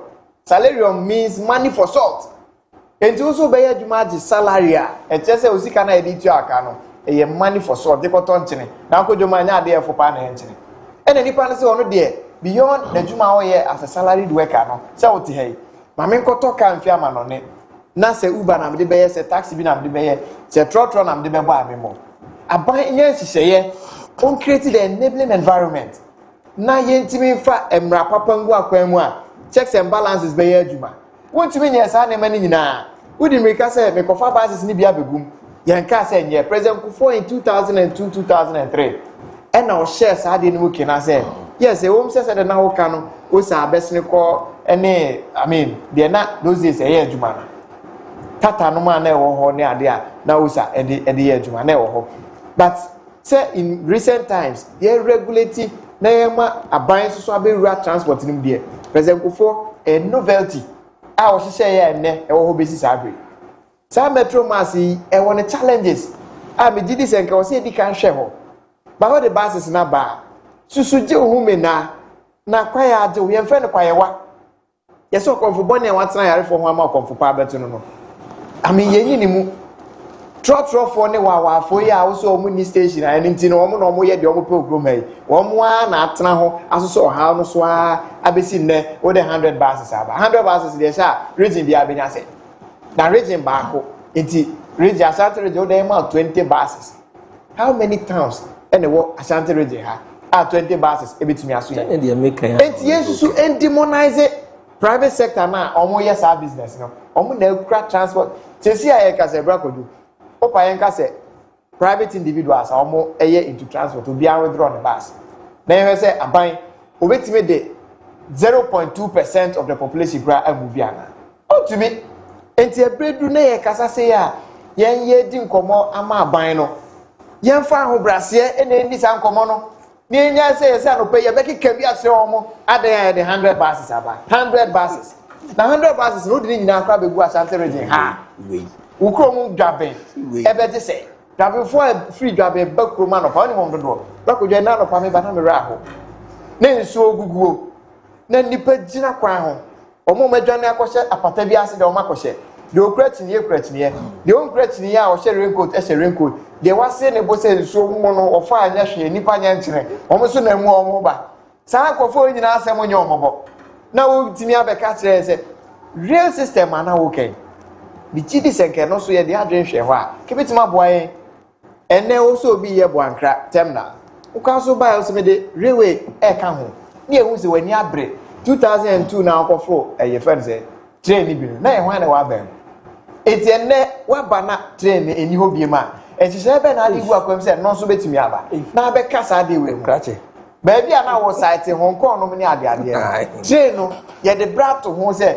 time say ebetu ko Europe na kɔhwɛ nika kwa enso ye ba ade ade ehu bibia ye de politics ade e mo ensem ndc abai or the 100 buses aba na 100 buses would ni na akra be gu Ashanti region e de be Kojo me de ma no si no wa unua ene wa de nyina ono so eye communicator ema the New Patriotic Party ne papa Efrim na me kire papa asasi jima yes ba for asasi jima ne papa opani ya opon chichiku kane na oye PNDC address no na oye district chief executive ema secretary south municipal sabre ka secretary south Kojo na nya de ketwa na mikro drop on sunu nyina aka ho a be fa mampo no ne efijase no ne sutane na nya de no DC enti sabre na from district secretary yes yes in fact papa na som ne man a nyankopɔ ya adoma ye kuja ne kwan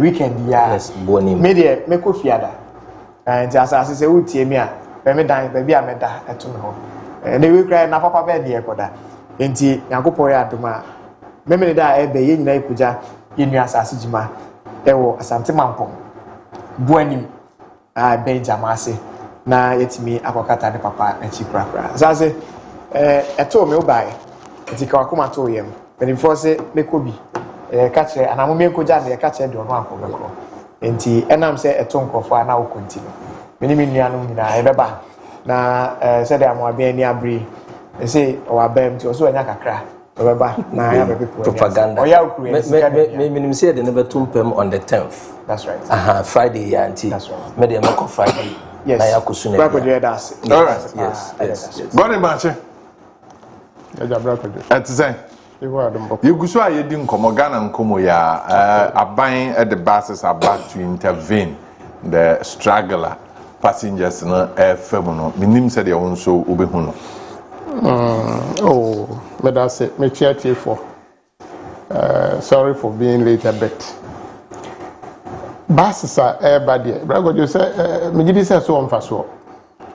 And there's no way Obibeka said government whichever number of buses are back to augment the transport situation of all my no more Obia Beka said enye now so me stress buses never they are buses for the Ghanaian people and I'm back me boy they are not buses for the NDC government or for NDC. Said the BBA Bani are politicizing MPP by the way by and NDC by the way by. So kind of appraisal and appraisal.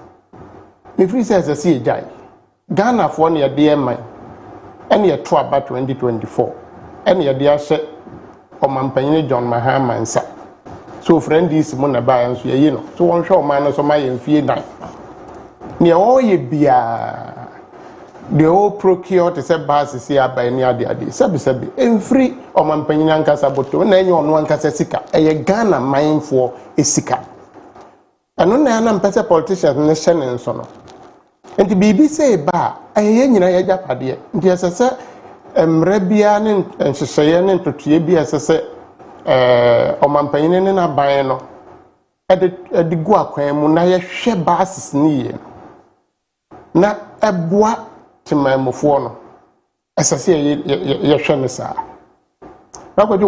the issues Koso Ghana had ama amanfo ehon towo na ya wo kasafa ho p transportation trotrophy oman kasa do omope atwabo omoje contrary to the enhyehyɛ wo ho se esese omoje no baby omoko 3 cities and 3 cities 50 pesos now. Most of them normal load 5 cities.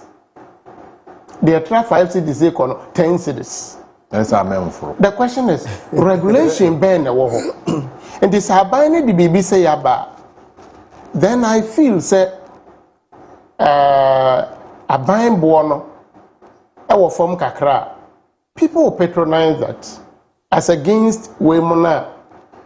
Private sector na omode omankasa bo eba ebu nkrofo faso na emom senhye bi ho se oman na ebeye nso na ahye sa nkrofo ya omobu Ghanaians faso transport system omankasa twitwa omobu yi said ebeye a wontimi nto aso nyesa I think say beboa one key thing na eya mi hunu wa abra me furu bi na meeting crofo no say as you need regulators as you know more boa me yenhyehyeye said e be ya drivers entimi emfa wompe en charge bibia sometimes yeah discussion say ya na me pese ye situate into the question and kasa without necessarily resorting to laws on any idea because you can camera na sabio omo mugina kwa ho faka no nipa sen na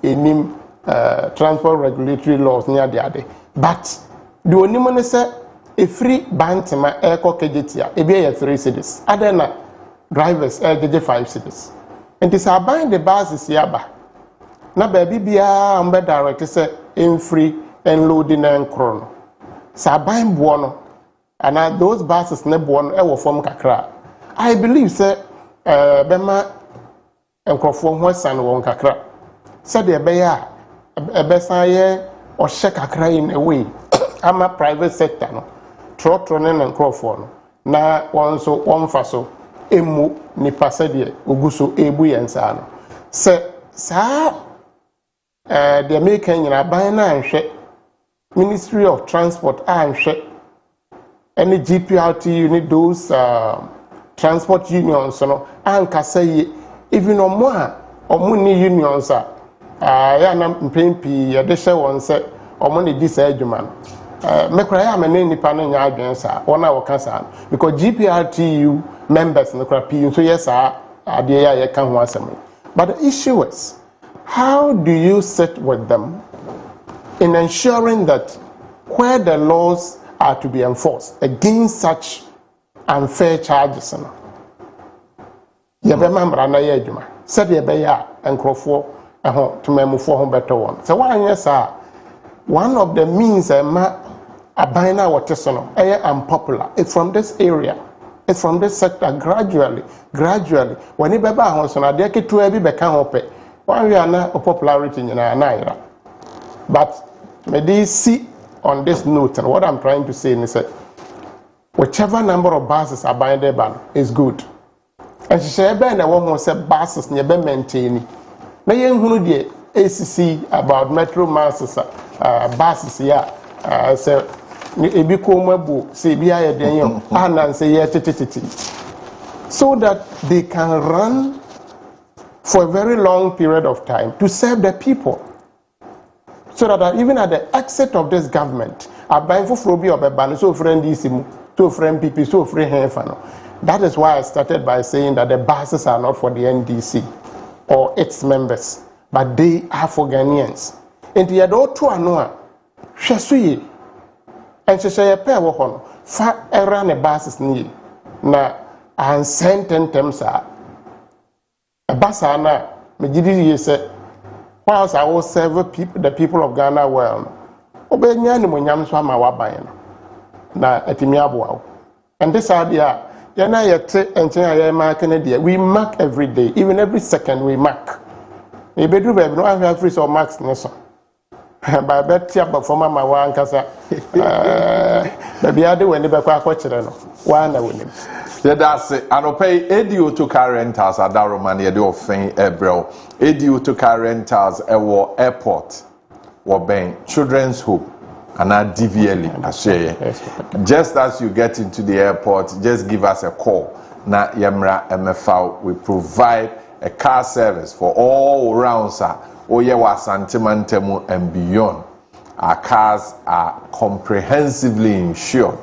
Comfort of our vehicles next to none. When you arrive at the airport, just give us a call. Yabefao for your weekend out there. And now say, ono namfufu bi na eshia, okwa ifro, okwa yi. Jumedi bi edo bel kumasi, so obe hia car. Edi auto car rentals say, braya sweye na yensomo okwa enstron koso.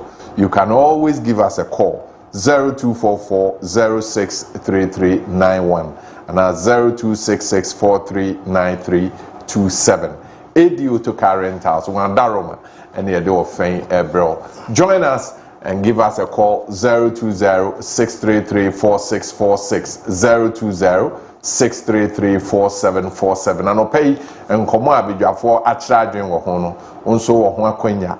Se o charging ebiana one ye nyadwen ebiana o de futu sembi ebe kan de yen ya kire wa hai akwanya ewo ho Gordon Tabiri Akwa na fe George Opoku Amponsa Kofi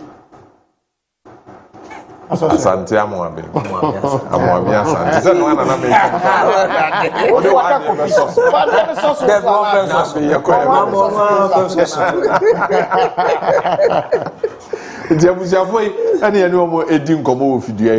whilst we are waiting for your calls, I'm sure you want to pick up a thought on that topic, LGBT. Why is it a priority and why is it not a priority? Oh, in respect of the President Kayano. So the minority have also raised concerns. Why is it a priority? Why is it not a priority? Which of them is your position? The interview granted Mahama for now he doesn't think that LGBTQ issue is the topmost priority of the people of Ghana because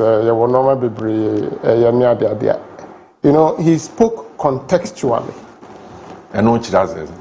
The American said, or situate that phrase and that statement, in a particular context, say, and yes, Sebi, Oba Ghana ha, ya deswa kese pa ne LGBTQ no ebia ne transport ya nkrofo sika mfantwe ya usika tensi de wa be ka kwam ne age ne nyina wo kwam mu ene ade de hia ye no but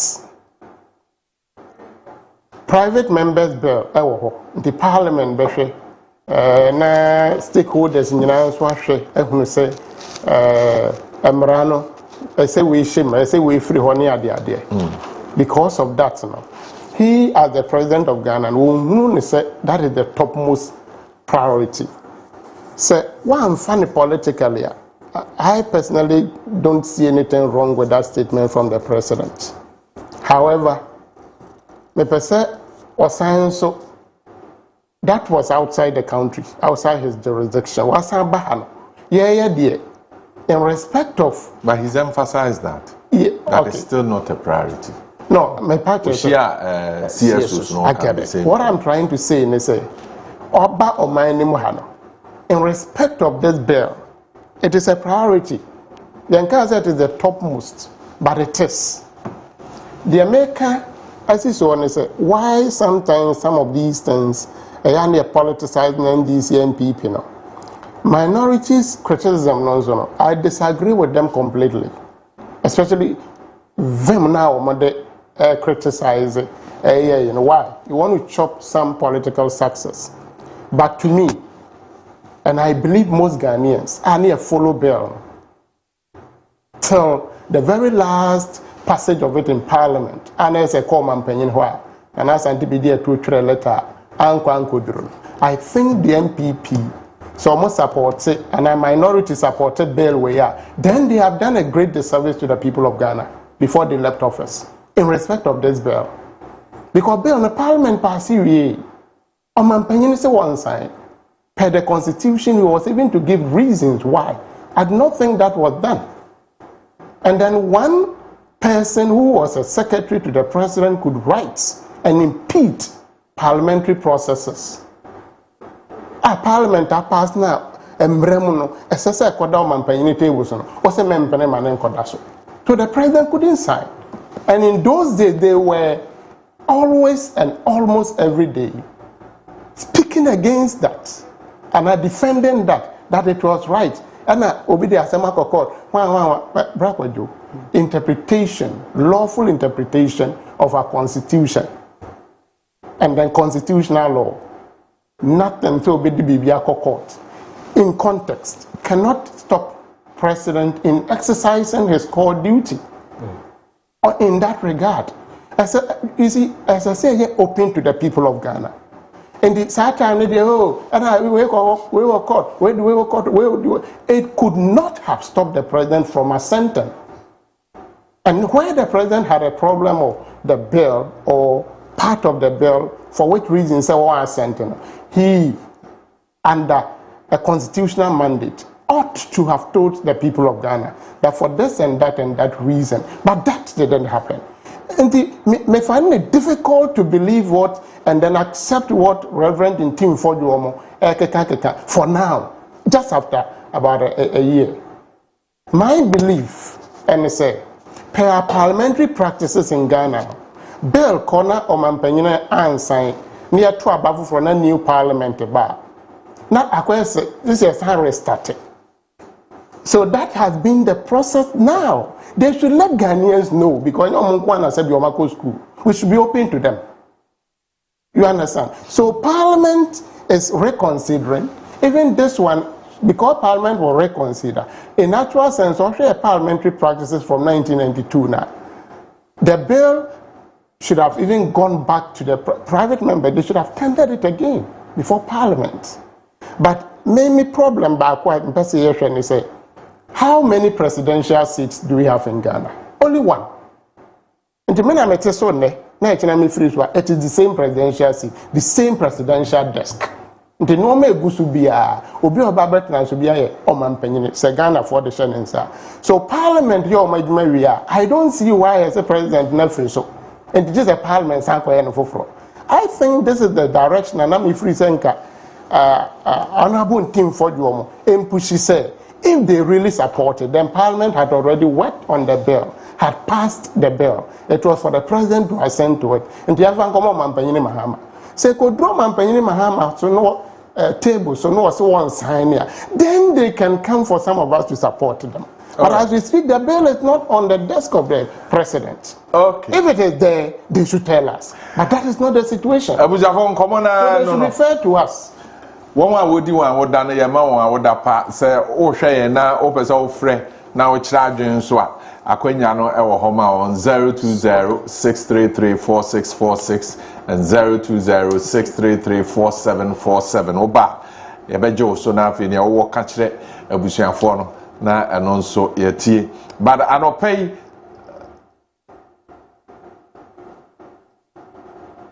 Good morning. Hello, good morning. Yes, sir. Of any man, Kazan. Oh, also, DATO. Good morning. Good morning. Yentio. I'm Basho, my father said, Papa, you can say to me, a fat LGBTQ won't send 7 months. And I'm best, make can be 400 so. So was said, be than the Hon, Mampeni Mahama, and the sign. I'm found command on sign. Now, or mine in I own toy because into must I did the honum. Sana would give you a mine, your general diary, you will never be a woman, or TD home combo, mark or mine to check an post. And I did chat to leaving your DC communicator, Miss Rewom, Omunia to me, Cassa, ma, yena, your attention, and Toyapoma, said, Untimin Cassasa, over the whole television said, Biakofa, as I will see on sworn things so. Papa, it's more sorry. Atini, patch one son was every programs. Hello, good morning. Morning. Yes, sir. You are dumb. We have them and you. Mamma say, now, Menchia, Tramodeno, Cropia, Cooker, Asantama Cooker, Menchia, Mama. Inia no fancy asasi jima so the manesi ya ko nyame adwa me me da ime beba bu ni ya ma na kaka me kan se na mi nia ba ko na bu di push na se ma se the best asante Jonya how anope can be push o one more so you buy the boy after familia omo mo unity so far is Hello, good morning. Good morning, Papa. Adam. Whether one of them are SK bonus, Yaman, I would go to a coffee room. I mentioned Papa, which you could see I'm going to be for what it is. Open Comentiano. Papa, I can't make a share and this thing say, Yan can't be the move. I'm not to tell Ghana for the moment and yet can't be him. I'm going to man in here. I'm going to check for car. Not petrol, not said the economy, no. I'm man from. And I said the baby as a fair person. Yes, me, Tono. I want to take this off. You are many medical gazans who say, and this is for a 2-foot flow, and we are Ghana for no. That time, call. And we name say, you are Dr. Namudu Baumia. One of the Ghana, a couple of shots as so. I'm not Ghana near to my prefer. And that's about the end of 1 year. A drop and a die, and release them who are no, I'm the baby more Magana. Oh, no, don't say. I've got the water, you know. All right, I'm sure we can pick the last person whilst we dedicate the rest of the time to our friends celebrating the day. Facha Television, Daybreak, Jumedi so, and saying, hello, good morning. Hello, good morning. Bacho down where the na yintio. Bacho, you're filming Ghana, Cafe Go. Yintio. Every Bacho, I'm a pretty money at the Mega Machifu Nancy. No, the money has a bar. Bacho, as a Casama, Cano, Castle wine to my papa. Now, here before the that we are at the back. Now, so your discussion, work new plan. Yes, County 1.5. That's okay. Total sister Ghana edobeko bi ebeko na chinchina auto peni ye ko tiri now ni e cho price so won jade ni particularly ka ya jeno afọ dịka n'ibi ọgba bọsọ ka azụ ọkọpa ka hụ na sika ya dịnọ ụdị ọkọchị atọ gị na n'ụka tụtụ ọnụ onye dị na wọ tomato ka kebe ọnụ sọ pemfa sọ kọfịa na ma o doki ka ne pemfa sọ na ma ka ewa e pemfa sọ na ma o ya ọsị ya ntị ọsọ ntị tụọ m sị omusika nso ọmụ nhwe mu anọ mbenya ọmsọ na ọmụdịe ntụ ọsị ụka ya ụkọ ntụ marketa ya ntụ 6 million 4 million 50 Ghana 10 cedi hwesị na ịdị ọpẹ because the system be our buy the quick kind of thing. I could tell you kind of thing. If you want money now, will be in your business, not buying your business. But that's it, Baba. And open common wow, we are. Yamin Shaw, the Yamiba and Open. Memfa birthday dedications from Kokra and Koma, the former security officer for the former chief executive of the Kumasi Metropolitan Assembly, Madam Patricia PJ, police officer Samuel Marfo, Anope Yamawa Wodapa Osro, and Tineni Enshaw. It's also the birthday of my friend, brother, yes, Kwame MPP. Kwame, Anope Yame Winshaw, Omana Domenya Kese, Nemkunimdi Enyodia, Yamawa Wodapa. My fighting partner. Yes, it's also your birthday, Elizabeth Hayford, aka Sweetie, happy birthday going out to you. We're a fashion designer or Santase, original Papa Sly, or Juma or Busia FM, say Yamao Awadapa. It's also the birthday of Samson. We are asking for God's blessings for you. Wefi Paul, Signa Eho, or say Yamfawi Emau, na Yansri Trinquamau. It's also the birthday of Regina of 4 Garrison Educational Center, Kumasi, 4 Garrison Educational Center, Regina, and there Wawoda Usua, and Emma Awoda Pay. So, a belated happy birthday to you, Emmanuel Osei Opon. You are an accountant at Zoom Lion Ghana Limited. Wefi Nana Kwachi Anefi. It's also from Mr. and Mrs. Ousu and Kroma and the entire family. We want to wish you the best of the day. I understand it's belated, but never mind. We are still celebrating you. Anope, Unyame Enshra. And we are no moje Brebeka and Juan Opay. Unyame Enshra. Samuel Uzu there. Samuel Uzu, you enjoyed your birthday on Monday. Today is Wednesday. Happy birthday. Doctor, Yamisha. So, Godwin, Intimakwa, Yamisha and Opay. George. Opoko Amponsa, Nyaminshra, Kofi. Amwabia Santi. We need Kojo Marfo. And on behalf of the technical department and the MCR team, production, Yedo Bibiase, Afia Shumwa Kechi, Kofi Frempong, a chance here that for Koswa, na her feature television, for the child, to be free.